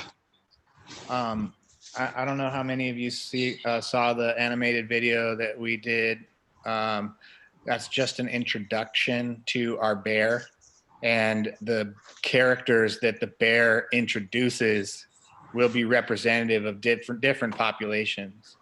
So the first one that we have on the docket is the Native American voice, and that's going to be communicated initially by a wolf who travels with two other wolves, a male and a female. One is a ghost. And this story relates directly to everything we've been talking about with Independent California. So it's really powerful. And we're going to make a request through that wolf for other groups to animate our message using the animation of their people. And that way it can be totally anonymous, and we can just get all kinds of cool animations that we can stitch together that all have our message communicated by a different group. So follow the script, make an animated video, and then we do it. That's it right there. You can just do a voiceover of that right there. Yeah, John has, oh, you got the video up. Yeah. Oh, well, actually, Yeah. John has a cartoon that's out with Yes California. I'm trying to find it. I can get it out to the group. Very good cartoon. If you have a script you want over that cartoon, you can give that to John and get it inserted. If somebody can insert that video in the chat, that would be great. Okay, Joe Payne, any last observations? And then we'll wrap up this section and go to the next panel with your permission, Hal. Yeah, as far as like observations with what you guys were talking about earlier, I think that's pretty much all I had. Real quick, the announcement that I wanted to make was I made contact with Erica Harris.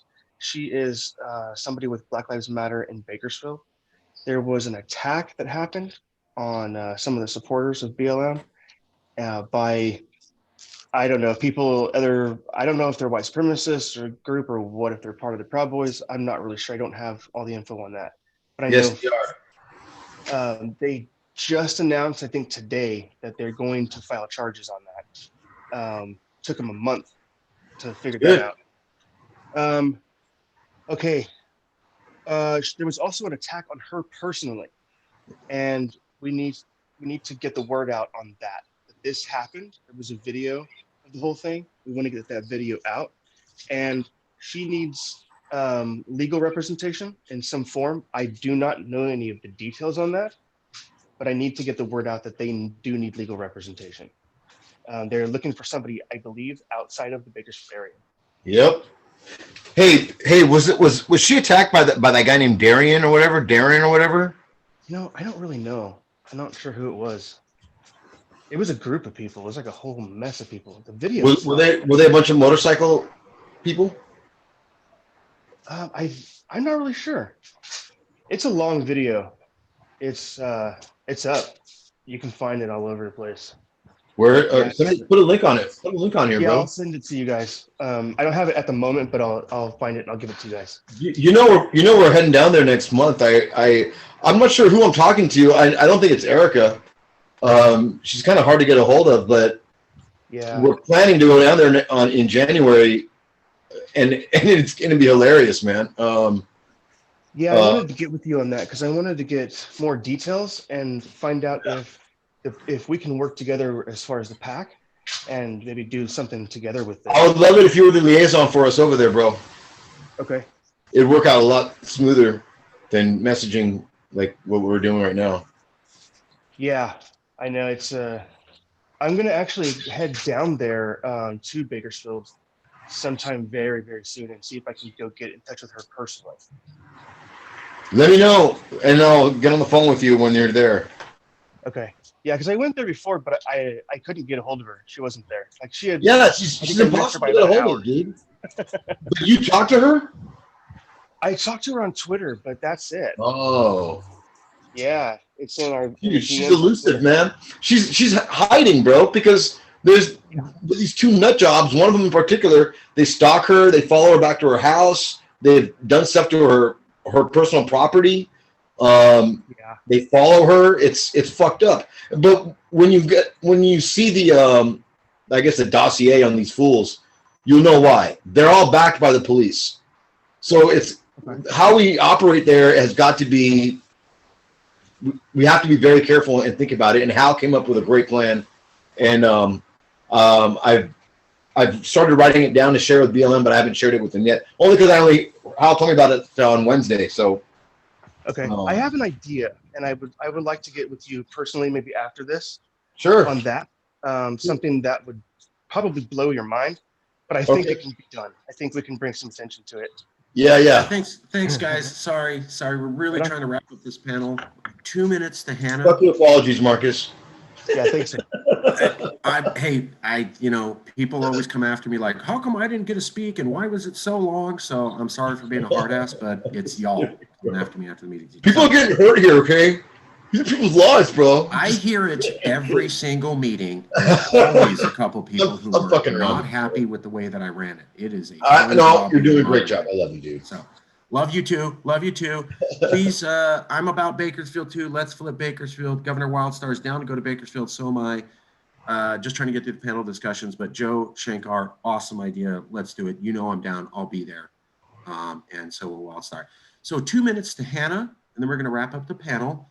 Hannah, what do you feel is the way to sell this initiative to people to get them to sign, in your opinion? Well, I don't think there's one way, obviously, and I'm a little worried about how there may be some conflict. But to me, and looking at it from the perspective of California liberals, and also I might remind you, by the way, that women are particularly important, and women's rights are really important here because they actually outvote men in terms of the ratio. That I think that watch very closely the Georgia Senate election. If the Democrats do not win both Democratic Senate elections, which they're both runoff elections that are coming up, assuming they're even going to happen, you're going to see a lot. I think at that point, people are going to see that 2020 was not a success. And then the Supreme Court's going to come along and they're going to take away health care. And then they're going to repeal Roe versus Wade. And we'll see where things are going to go. So I think that, as usual, things are not in our case. And the other thing, of course, is we need a strong voice to that group, which represents the largest block of voters in California. I mean, by the way, I'm going to conclude by reminding you, I watched very closely where the actual, hooray, Biden won demonstrations were held. And do you know where they were being held at? The Castro in San Francisco, West Hollywood in Los Angeles, Hillcrest in San Diego, as well as Lake Merritt in Oakland. So basically all the hip, groovy, and of course, Echo Park. Echo on Sunset Boulevard over by Silver Lake and stuff. People were on the streets with waving Biden flags and people coming by and honking their horns and all that stuff is going on. So I'm just pointing out that the demonstrations, I think that people just naturally gravitate to these gay neighborhoods. There's some link here with LGBT rights. So that's where I think is what, in other words, I'm saying it's not the time, but the time is coming fast and it's really not in our hands. And I think it's just a good idea to be prepared for that change, because we just saw on the 7th of November, just yesterday, we saw that some things can happen very fast in this country.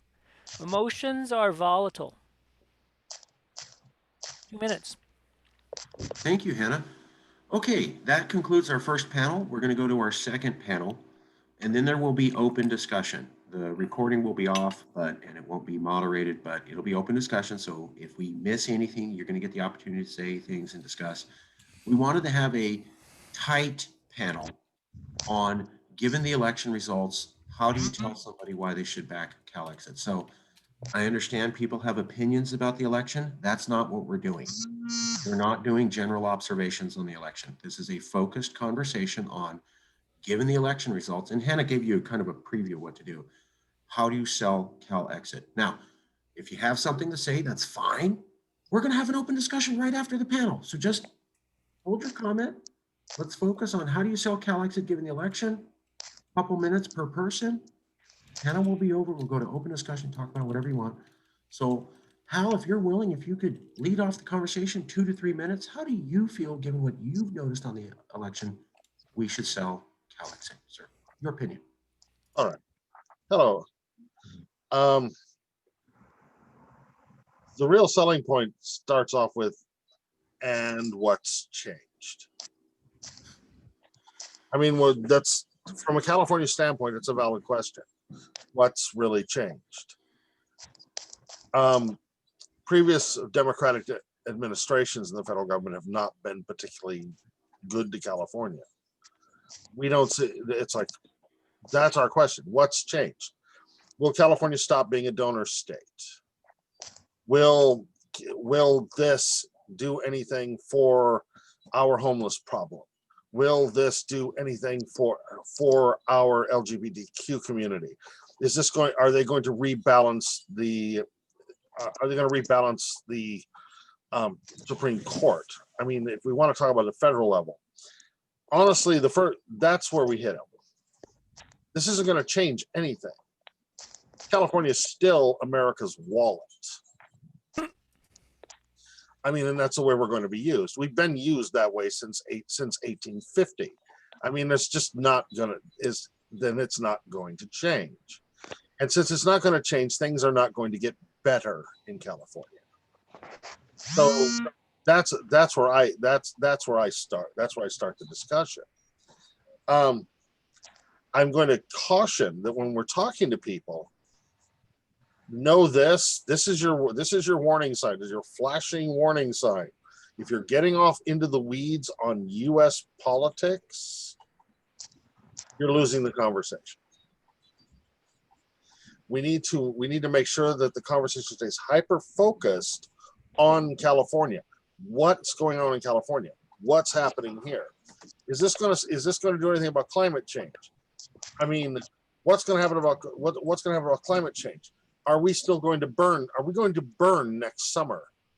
Are we going, it's these kind of questions. It's like, that's where we're at. It's like, keep the conversation California centric is what I would say. And that's my 2 minutes on the opener.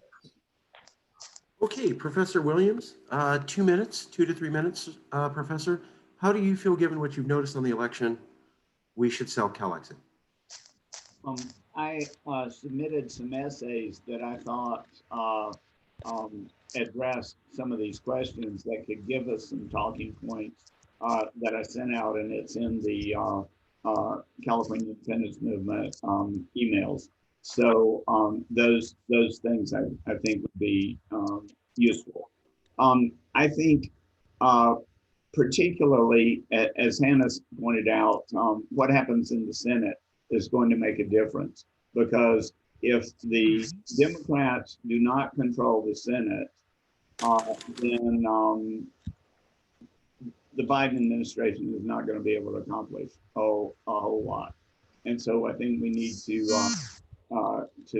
point that out to people.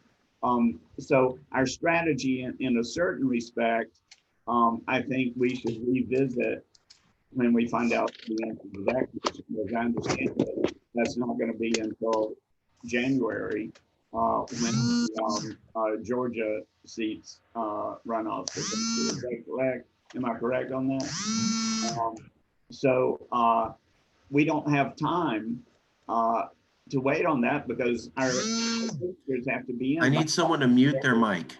Someone has their mic unmuted and they're doing something loud. Please mute your mic. Sorry, Professor. Okay. Is that correct, that all the signatures have to be in by February? Okay, so we don't have the luxury of knowing that, because we need to be getting these signatures long before then. So I think, as Hal said, we need to stress the uncertainty of the situation, both immediately and long term. And so if we can do that, but it definitely is going to be more difficult to persuade a lot of people, because a lot of people are going to say, well, give Biden a chance. And that's the kind of the mountain that we have to push that rock up. He's had 47 years. I'm sorry, what? He had 47 years. I was just kidding. Oh, okay. Okay. So my concern is that we've got to get these 600,000 signatures by February. And, Joe Payne is right. We've got to do major campaigns on social media. And it would be wonderful if we can find a millionaire to support this, but I don't know if we're going to be able to find such a person before we hit the 600,000 signatures. So the question is, what's our strategy for getting these 600,000 signatures. And as much as I appreciate the work that you all are doing out there with the tents, at that rate of 15 signatures a day, that's going to be a lot of days, a lot of tents. That's one chapter.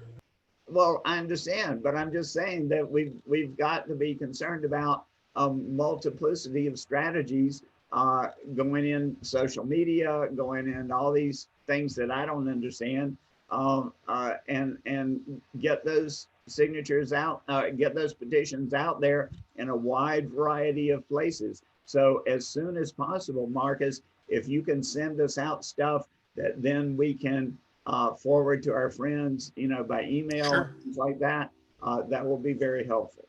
Sure. Okay. Thank you, Professor. I really Hal and Shankar both know that, and they'll be making sure. Okay, but we need Okay. a strategy plan for how to do different things besides just the tents. Understood. Thank you for your time. We're going to go to the next person. Hal and Shankar have heard your request to have petitions mailed to them. We can do a general strategy discussion during open discussion. Right now, I want to finish up the panel because I understand people don't like when I do housekeeping. I'm sorry, but many of you demand that I do this right after the panel. So this is because y'all are coming after me going, well, I didn't get my piece and we didn't. Okay, so I am meeting your demands. Dan Costa, 2 minutes. Given the election, how do you sell CalExit? We're doing only that question right now. Okay. So please focus on that one question, sir. Okay. And just to address Professor Williams' concerns, I agree totally with that. But I just wanted to mention that the tent, that was more of a symbolic measure for the first initial gathering and for photo ops and marketing. I agree with the governor. Had a great point as far as on the ground to go to these events, these huge events, and set up there, and we'll have more of a massive audience to do that, and it's important for recognition and all that. I also agree that the social aspect, which is not my forte, is very important, and Shankar has mentioned this is an important point. To get that signature by 8x11 that people can download, that's enormous if the social media people are going to want to refer them to go there. So that's my point. And as and to build on what Hal said, I agree completely that we have to be California centric, but I would add possibly, and this may not be correct on my part, and you can share your opinions on this. I still think that we need to point out that the US is still a broken system. It doesn't matter who comes in. It doesn't matter if it's a Democrat, independent, whatever. It's a broken system. It doesn't work. The Electoral College, as we have seen, is a disgrace. It's corrupt. It's still run by big money of corporation. Biden raised millions and billions and billions of dollars for his campaign, and he's going to have to pay back. No, there's no free ride there. They're going to come back at him and say, "Hey, we just gave you this. We gave you the election." So he's going to be tied just like everybody else up in Washington is. And I think that's an important thing to mention on top of the California, what is going to change for California? Nothing, but what is going to change for the US? Nothing also.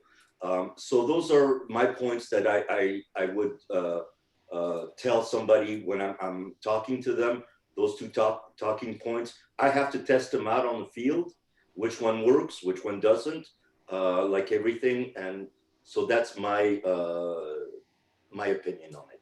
Thank you. Great, thanks. Hannah, 2 to 3 minutes, given the election, how would you sell CalExit? 2 to 3 minutes, given the election, what would you say to people to sell CalExit? Hannah, you have to unmute yourself.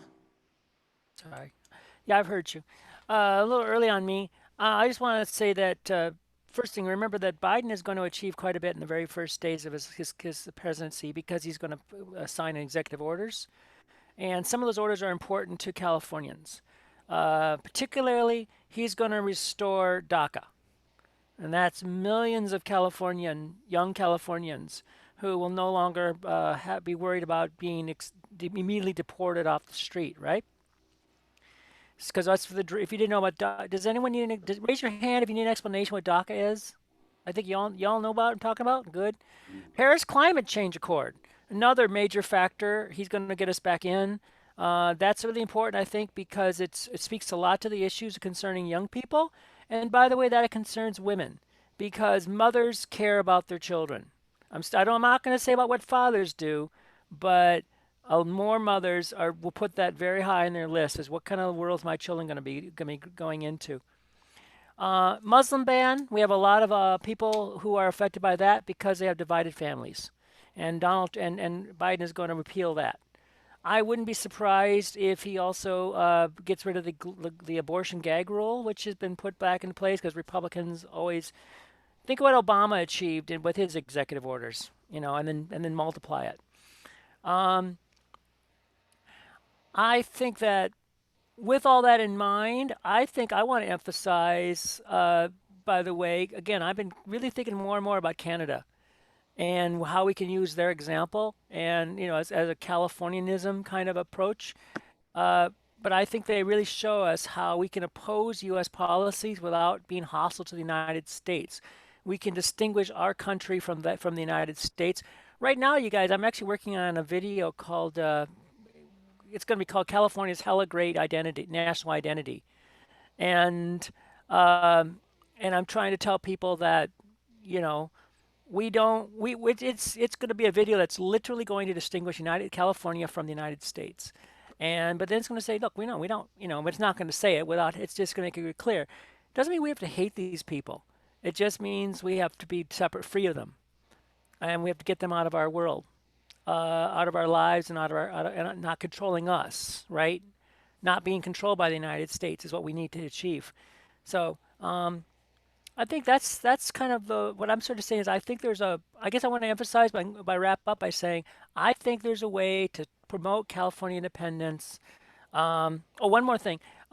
That California independence, I think, is also very vital as a way to try to persuade the United States to adopt progressive reforms. There are what the election taught me, and I'm sorry, I'm going to go a little bit. I'm writing, but I'm just saying that what election taught me is this is a very conservative country. And if you want to know why the elections result, because everyone wants to blame Steve Schumer and everyone wants to go blame Pelosi. But here's what happens, folks. If you get a bunch of people who love Donald Trump, but they also support Republicans, and you get a bunch of people who hate Donald Trump, but they also support Republicans, you're going to have a whole lot of Republicans getting reelected. 30% of the Biden vote were people who said they didn't like Trump. That was their number one reason to vote for Biden.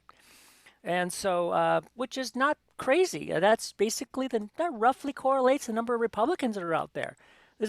I'm sorry to say, this is a more conservative country than California, and we can't have our way. We can't have our lifestyle under that regime.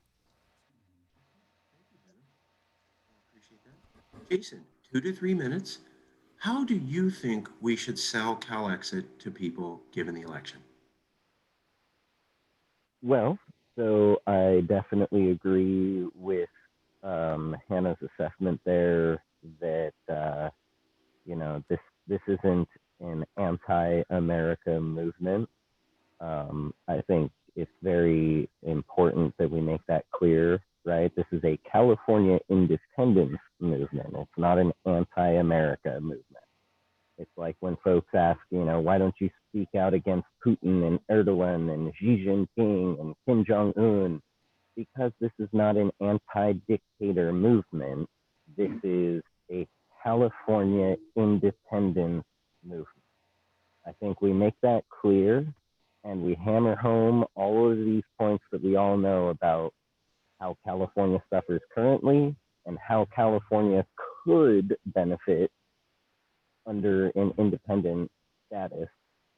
And then I mean, it's pretty clear from there. And as far as, with the current elections, I think pointing out that without the nearly 10 million votes from California that Joe Biden got, Trump would have won it fair and square very clearly. Yes. Because about 70 million people, only 4.5 million of whom are California voters, about 70 million people said, Trump's our guy. So since he is ever so slightly losing, and again, the votes are still being counted. So we've seen stuff go flip from red to blue. We very well likely could see it flip back again. There's no guarantees yet. I'm not saying it's gonna. I'm just saying I'm not calling it because, the race ain't over till it's over. You'll be there. So the other thing is that because it was by such a narrow margin, if the fascism does get stamped out on this run, it will more than likely rear its head again in the next election and will more than likely have added fuel to the fire because, as you said, Hannah, presidential decree numero uno, let's start undoing everything that evil fascist orange Cheeto face did. And the orange Cheeto face crowd goes, look, they're undoing our perfect America that we're making. Fuck all of them. We need to come back stronger than ever. And it's fuel for their fire. Making Trump and all of his policies a martyr is going to have the same effect as when they shot and killed Osama bin Laden and threw his body in the ocean. Okay, thank you, Jason. Awesome. I had some similar conclusions. Thanks for shouting out to other people. Shankar Singham, and I am sorry, everybody, for moving things along, blah, blah, blah. I'm sorry. I'm not trying to be a meanie. Shankar, 2 to 3 minutes. How do you feel we should get people to back CALEXIT now, given what happened? Given the election, well, look who's vice president, Kamala Harris. Who did she just ditch? Us. She just left her job to go to the federal government. Oh, now they're looking at Newsom, and now they're looking at Garcetti, the mayor of Los Angeles. Do you honestly think they're going to stay here, or do you think they're going to go over to Washington, D.C., where the big fish are? We need California politicians. We need people that work for this state to stay here. So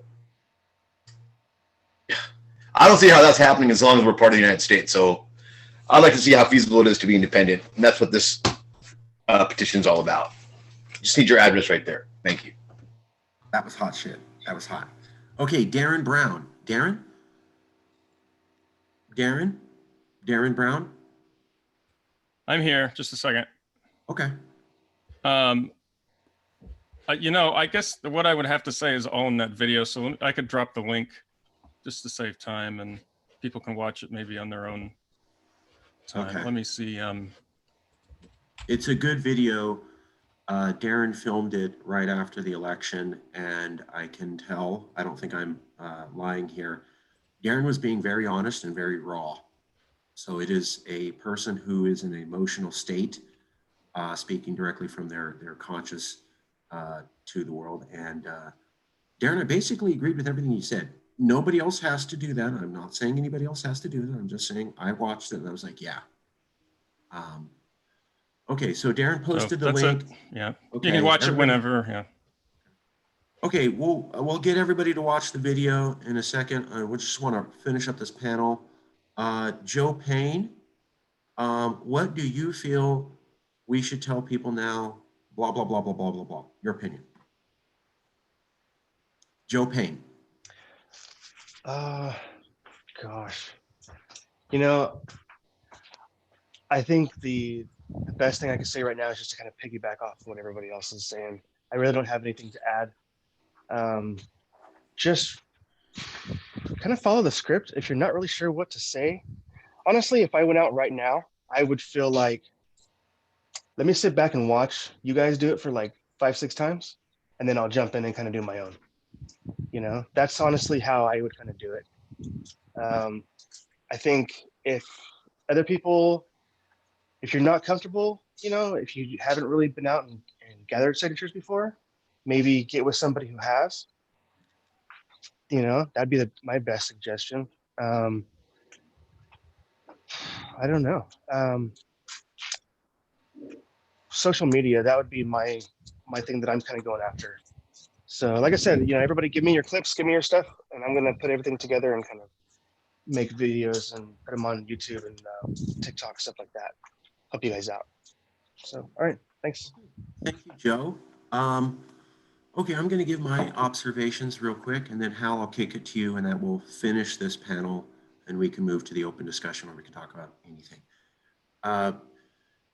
Hal did a great job. There are multiple audio tapes of selling. So, Joe, your question of how do you do it? We literally have 5 different audio tapes of Hal doing it. I know the Cuban, Boricua music, the Puerto Rican music is in the background, but you can hear the audio and you can see people, every single one went, I don't know, to yell sign. So there's at least 5 case studies available to everybody right now, available to you. I encourage everybody to watch each one in detail twice. I did, and I learned. Hal is a expletive Jedi master at this. I don't give compliments. You all know my language. I don't give compliments, don't got time.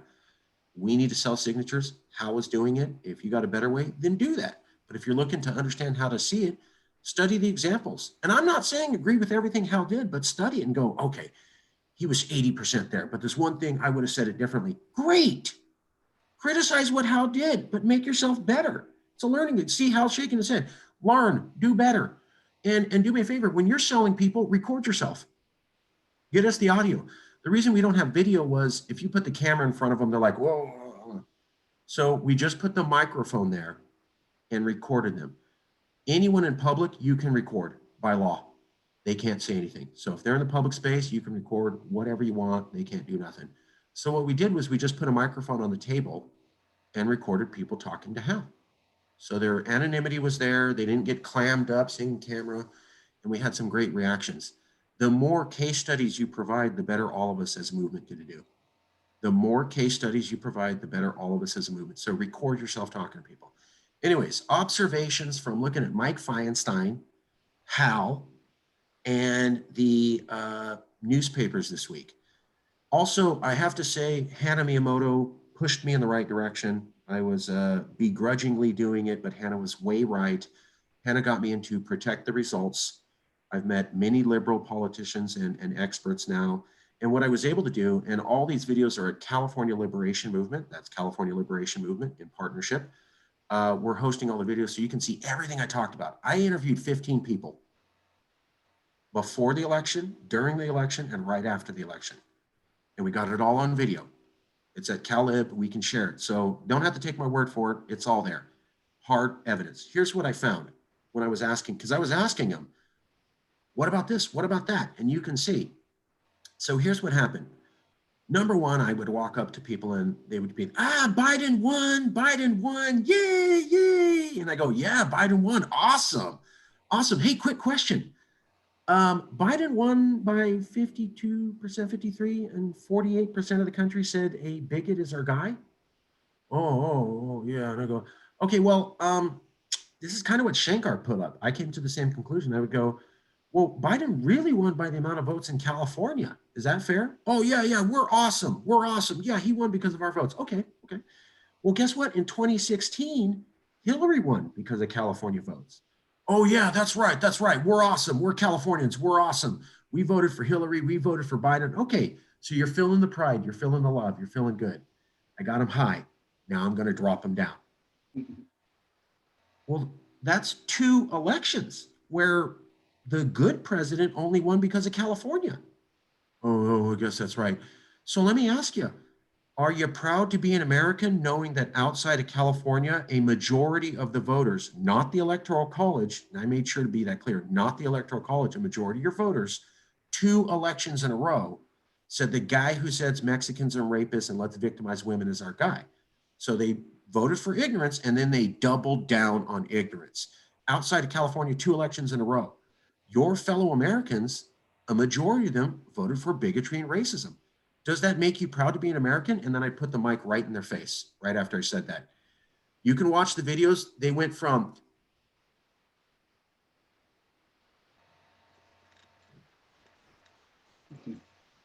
that's winning. So you can watch the videos. I took this high and I dropped them down low. And you heard that they were like, yeah, Biden, Biden, Biden. And I didn't hear your response to my action. Well, it's sad. Does that make you proud to be an American? Well, no. Oh, does that scare you a little bit that a majority? And half of them are going to go, well, I don't agree with the Electoral College. And that's when you got to come back and go, I didn't say Electoral College. I said popular vote. Make that clear, because their mind's going to go, no, America still works. Electoral College is, no. Even without the Electoral College, because of California alone. So a majority of your fellow Americans are bigots.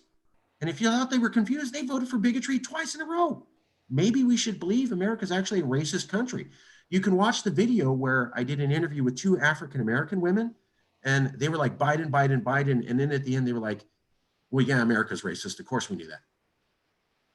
I also got a Fresno City College professor to go from Biden, Biden, Biden to, and yeah, it's on camera. Well, I don't know, Marcus, what's left? Secede? Yes, I argued a sitting college professor into backing California secession after 25 minutes. I just said, hey, the UK, France, England, Scotland, Japan, Russia, China, Africa, Latin America are going, America, you said Joe Biden said this is the vote for the soul of America. Just about half of America said racism and white supremacy. So what's that mean?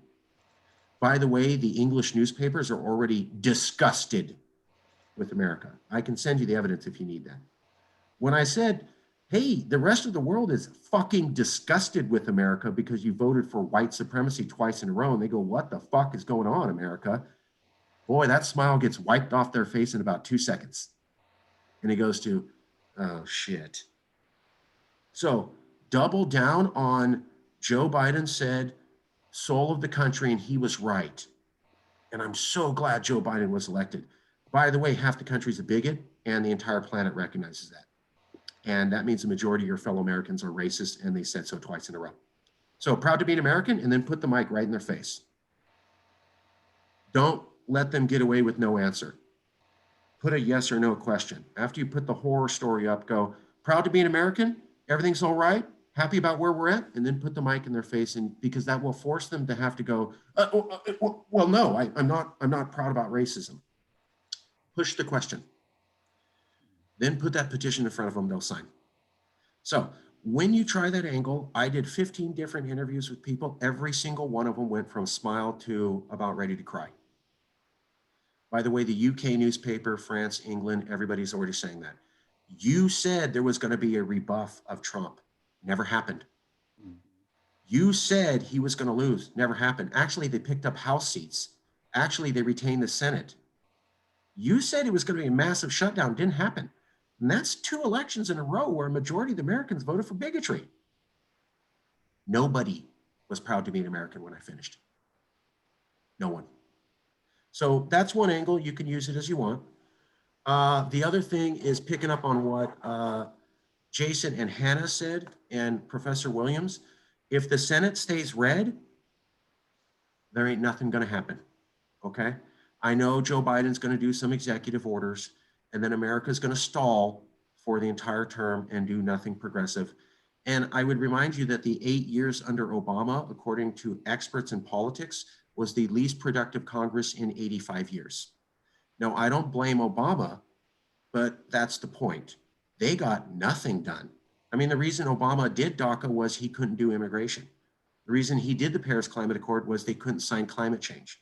So Obama did all these executive actions because Congress couldn't get anything done. And it was the least productive Congress in 80 fucking years. So Senate stays red, you're going to get nothing. Nothing. Also, you are not going to be changing the Supreme Court, and the Supreme Court will be knocking down all your DACA, healthcare, LGBTQ rights, and there's nothing you can do. I talked to a lawyer who was like, well, we can fight back and we can fight back. And the professor's like, we can fight back. And I go, if you don't get the Senate, you ain't. Dead silence. Well, we're going to change the court, not without the Senate. So with the Senate red, Supreme Court stays red. That means you will pass no laws and you will change no lawsuits. Nothing will get done. You're fucked. I got a lawyer and a professor to back that up. So you have to walk them through. They're going to say, we'll flip the Senate and I believe, and we'll get the courts. And you have to go, no, no, no, no Senate, no court. Senate means no laws passed. Court means no lawsuits. So, and they're conservative. So all your laws are going to be taken down. And this one lawyer's like, well, we don't know that. And I know these lawyers are going to get out there and make the best case. And I go, California voted for a ban on high capacity magazines. Oh yeah, I remember that. And it was shut down by the Supreme Court. So is that hypothetical that I'm going to get gunned down in the streets by a machine gun when my fellow Californians try to protect me and the federal government said no? Boy, that lawyer shut up real quick. So that scares the fucking shit out of people. Number two, oh, Nancy's there and Kamala and maybe Garcetti, and it's going to be full of Californians and everything will be wonderful. Really? Well, guess what shuts down that pride? So one president, the horrible monster, supports fracking, and the decent man supports fracking. And I got this point from Hal. So the decent guy wants to frack, went out of his way to say, I support fracking, and the horrible monster says, I support fracking. By the way, we're burning down to the ground here in California. By the way, Gavin Newsom literally criticized the Republicans and Democrats and said, America isn't ready to deal with climate change. They're debating on who wants to frack more, and we're burning to the ground. And then I would go, does that make you proud as a Californian? And I'd put the mic in their face. Oh, shit. Yeah, that's not good. Yeah, that's horrible. But, okay, so the horrible monster likes gas, and the decent one likes gas, and that's not moving on climate change, and we're burning down to the ground. That makes you safe as a Californian and feel everything's going to be okay?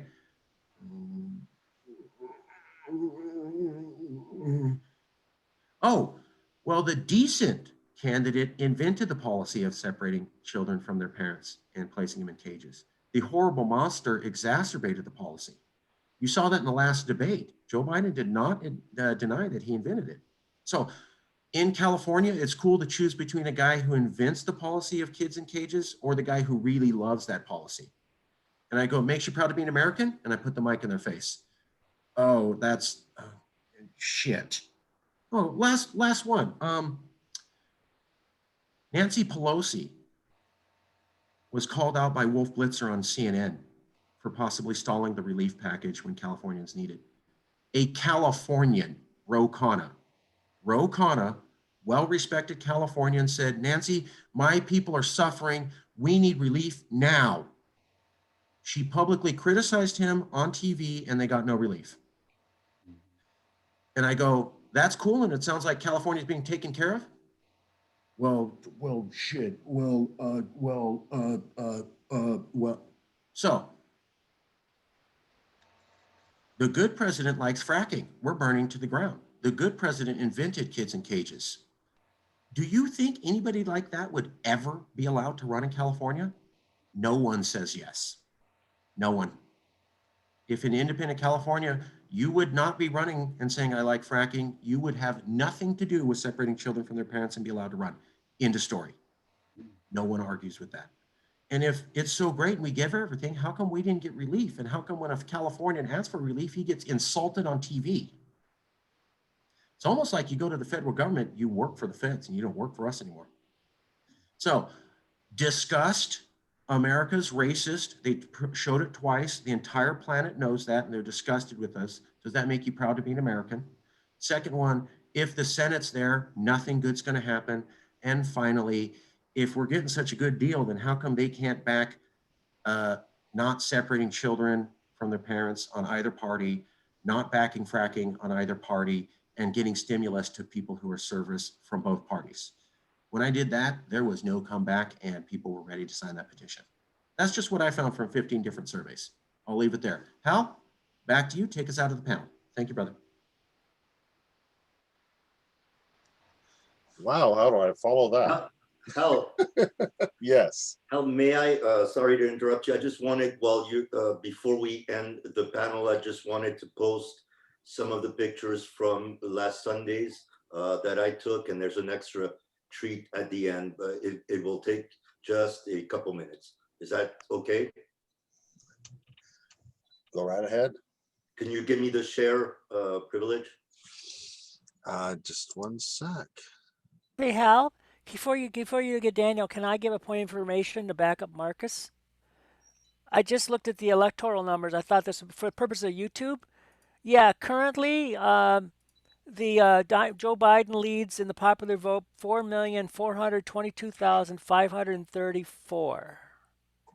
California popular vote, Biden leads by 4,423,456. So if California were not in the total, believe it or not, Donald Trump would be leading by 950 votes approximately. Daniel, I believe. Again. Thank you, Hannah. Again, thanks, Hannah.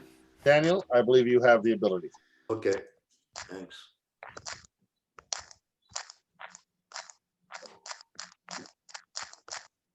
Someone please stop eating carrots.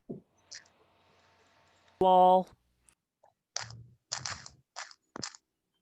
If you could mute your mic if you're not speaking. So Dan, keep yourself unmuted.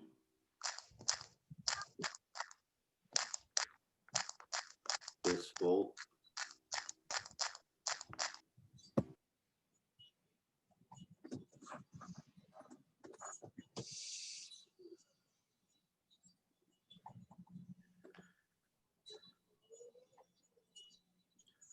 The quality is not great, but let me pull all of them. After this, Dan, Matt Owens has something to say, and then Hal, I'd like to, if we could wrap up the panel with your permission. We'll go to open discussion. It doesn't require my permission. Okay, so Dan, then Matt, and then we'll finish up the panel and we'll go to open discussion where you can talk about anything you want, anything at all. Hold on, it's coming. It's just processing. Sorry. Oh.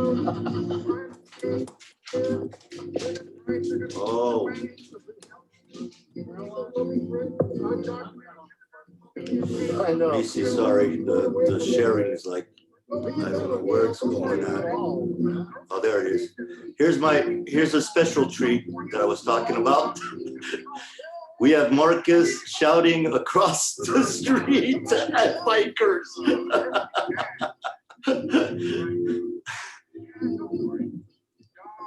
Too bad we can't hear him. That's awesome. But what was it that you were saying, Marcus, at the end each time? But keep on listening to the band. Yeah. What was it? Do you remember? I was saying, because they were playing jazz music, and I was like, hey, nice to relax. Don't worry, the election's going to fix everything. Yeah, the Senate will stay red and they'll get nothing pursued. Yeah, there'll probably still be kids separated in cages, but hey, let's just relax and listen to some smooth jazz. And I kind of go, that was it. That was great. We were just busting out. We were just laughing so much. And people were passing by going, who is this crazy person? It was priceless. So I just wanted to show you a little clip of that. We got people to sign. There was so a couple that came up, and specifically because of this. And it was a woman too, because we were talking about, hey, don't worry, all your reproductive rights are going to be taken away because the Senate will be red and the Supreme Court will do it. But let's just relax. And it was the woman out of the couple who's like, we need to go and speak to them. So yeah, telling women that you're going to lose all your rights is very real. And it gets a reaction. There's the setup. I'm sorry, it's so small because the I didn't want to load the video too much. So this just giving you an idea. Here's a person that's coming in and talking to Hal that actually signed. There she is again. another, these people also signed right here. Let's get to that real quick. I'll send this on the email with better quality, but I just wanted you guys to get an idea with the bikers. Hey, everybody recognize that that's basically a pop-up tent that anyone can get with a bunch of signs and California gear. Yeah. So California flags, California shirts. We just hung a bunch of gear all over it, and it turns into this spectacle, especially when you put flags on flagpoles. So folks, this was not $1 million. This was not custom. It was a cheap ass tent that works, and we put a bunch of California flags over it. I'm just pointing out, really doable. Anybody can do this. Not hard, not rocket science, not impossible to get the material. Can you get a California flag? Maybe 3? Can you get a pop-up tent and a table? You're there. It worked. People took it as professional. That's all they needed. I'm not saying don't do more. If you can do more, but don't think it's got to be like, oh, I need all this stuff in a professional. No, you don't. No, you don't. WildStar went out there with a table and some flyers on it and the California flag. So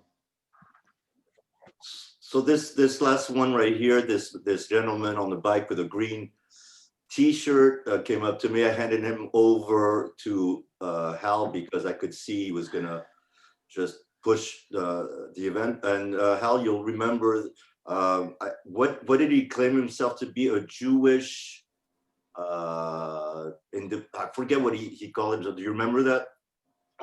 All I got out of him and all I remember from him was he does not vote. He was a Jewish anarchist. Oh, that's it. Yeah, that's it. And it was one of those, you know what? It's like that's fine and great. And we gave him a minute or two to talk, and then we're like, but hey, you have a good day, sir. Yeah. And because done. But what's interesting is that even though he didn't sign or anything, he actually agreed with every point that Hal put out. So Hal did convince him. He just doesn't vote because he's an anarchist, but he agreed with Hal nonetheless. So we have a Jewish anarchist that agrees with our movement. Just wanted to point that out. He agreed with everything I was saying, but he wasn't going to sign, so he was just wasting. So he wanted to waste my time. But yeah, but that's still a Republican agreeing. Yeah, and pretty much. Well, yeah, he started off with it'll never happen, and that's like I love those guys. Yeah, I love those guys. Yeah, but just point out this is Long Beach, this is SoCal, a lot of liberals, and then even some conservatives agreed to the point. Matt's out in San Bernardino. There's a lot of conservatives. He's still got people to agree. We're out in Fresno. We're in a Democratic area, so we got conservative Democrats to agree. So the more different places and different people proves the point. To take us out on the point, one of the points that I use in the conversation goes, this is California. We are Californians. Republicans, Democrats, Libertarians, and the difference is we're talking. We're talking. We can still talk here, us as Californians. We don't have to be enemies. We can talk about our issues. Unlike the rest of America, which this election pointed something out. It's like 70 million Americans vote after watching 4 years of Donald Trump and authoritarianism, thought that was a great idea. 74 million thought it wasn't. That's 2%. It's a 2% difference. California can do a lot better than 2%. We can do a lot better than 2%.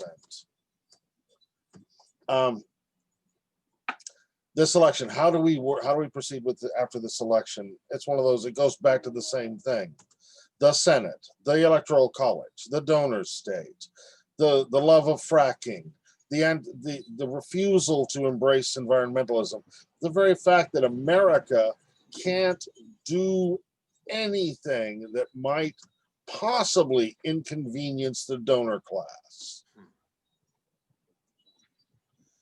The inability to accomplish anything, the ability to do anything, the fact that they can even have a discussion where women have less rights than men, the fact that they can look at the LGBT community and say, we think you're icky, so you're right, you don't have rights.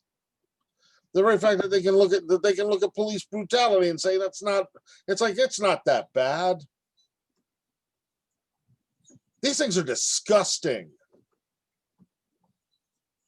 It's not a difference of opinion, it's disgusting. And the fact that only 4 million people, not 10, not, basically 4 million people made up the difference. The California vote is hideous. It's gross. How dare they? How dare they even think that this makes any difference at all? They want to frack our coast. They want to put our kids in, they want to put kids in cages. They want black people to shut the fuck up and go home. This is disgusting. It shouldn't be a discussion of, oh, well, can we live with this? God, why would we want to? So the final message is, keep your eye on the goal, keep your eye on the prize, keep your eye on what we're after here. What America showed us was that they didn't get better on this election. Decency squeaked by at best. The Senate isn't going to change. They lost seats in the House, and the Supreme Court is a vile mixture of anti-California values, made up of people who want to hurt our friends, our neighbors. There's no way to get around that. How do we sell this? Geez, how do we stomach it? How do we stomach it? How do you stomach this? You're going to celebrate this? Okay, because Trump's gone and Trump was horrible. But the reality is, there's little to celebrate. As for how do we approach it with the signatures, it's like, yes, gathering in booths, individuals like us, that's not going to get us 600,000 signatures. What we need to do in these booths, ladies and gentlemen, everybody, is spread the word. What we need to do in this is show resolve. We need to show the resolve. We need to show what we're doing. We are creating a media weapon that will get that $1 million, billion-dollar donor who can literally collect these signatures that we have no hope of gathering 15 signatures at a time. We can gather that $1 million, billion-dollar donor who right now is sitting somewhere in California just as disgusted as I am, or you are. And if we can show them that there's a way that these guys can basically lash out at this, that's what we're after. We want to show them resolve. We want to show them that people in California care.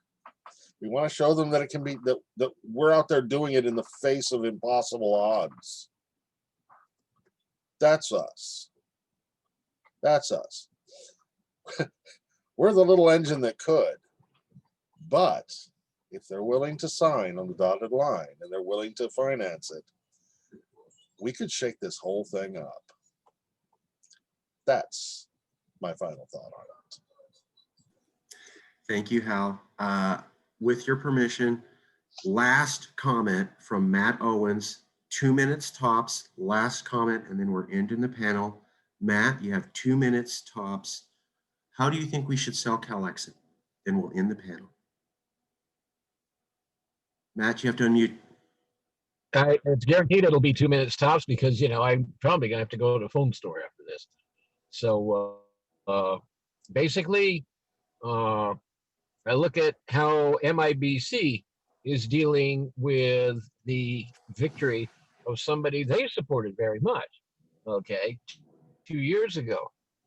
And like a lot of people are with Biden, they were kind of hopeful that there would be a change, and there were some changes, just like already we're seeing evidence that Biden will be making some changes. My focus is on the stuff that we haven't been asked about, the so-called bipartisan consensus. Okay. And that's what they found out about the Morena party that was only willing to go so far. And then it bumped up against the multi-party consensus. It's more than two. Okay, there's about three and with Morena, four major parties. But still, there was a consensus of things you just don't discuss, you don't talk about. And my number one thing, as far as bipartisan consensus, for folks who feel that they've been left out of the process, is and must be, why are we still paying to bomb people in Yemen? Why are we still putting people in cages? Will that change? You know, why are we still sending money to government that does those things to other people? Okay, so it's the things that aren't on the table. I mean, even single payer healthcare isn't on the table. That was said so explicitly. So, you know, do we wait? Do, you know, join those people to try to, you know, vainly put the feet to the fire as they've been doing over and over? Do we try to do the same thing over and over and expect a different result as they do? Or do we try something radically different? Okay, so this is where, and, you know, people say that we're turning our back on the U.S. Not at all. We're watching them. We're watching them like hawks. Not only that, but we are the first domino to fall, maybe. Think about that. Okay. If we succeed in liberating ourselves from the U.S., you don't think that'll be looked at in other states that are looking in the same direction? Oh, hell yeah, it will. Hell yeah, it will be. So we're in kind of a friendly competition with MIBC. They said, if you succeed in liberating Alta California from the U.S., take us with you. Our reply is, hey, if you succeed in liberating the Baja Peninsula, the two states of the Baja Peninsula, from the Mexican Federation, take us with you. Okay? So we're in a kind of a race with them to see who liberates what part of California first. And they're facing the same thing. The consensus, the things you don't talk about, we're talking about. Okay, we are discussing. We are definitely prying open that box and, you know, trying to get the hell out of the ship as it ships water and sinks. Okay, so that's what I've hit them with. The stuff they don't talk about, we need to talk about. Okay. Okay. Well, thank you, Matt. Really appreciate it. Hal, with your permission, we'll end this panel and we'll end the recording, and then we'll go to open discussion. Gladly. All right. If there's nothing further, I'm going to stop the recording. This has been the conference. It is 2:53 p.m. and this has been the conference for 11/8/2020. Thank you all for coming.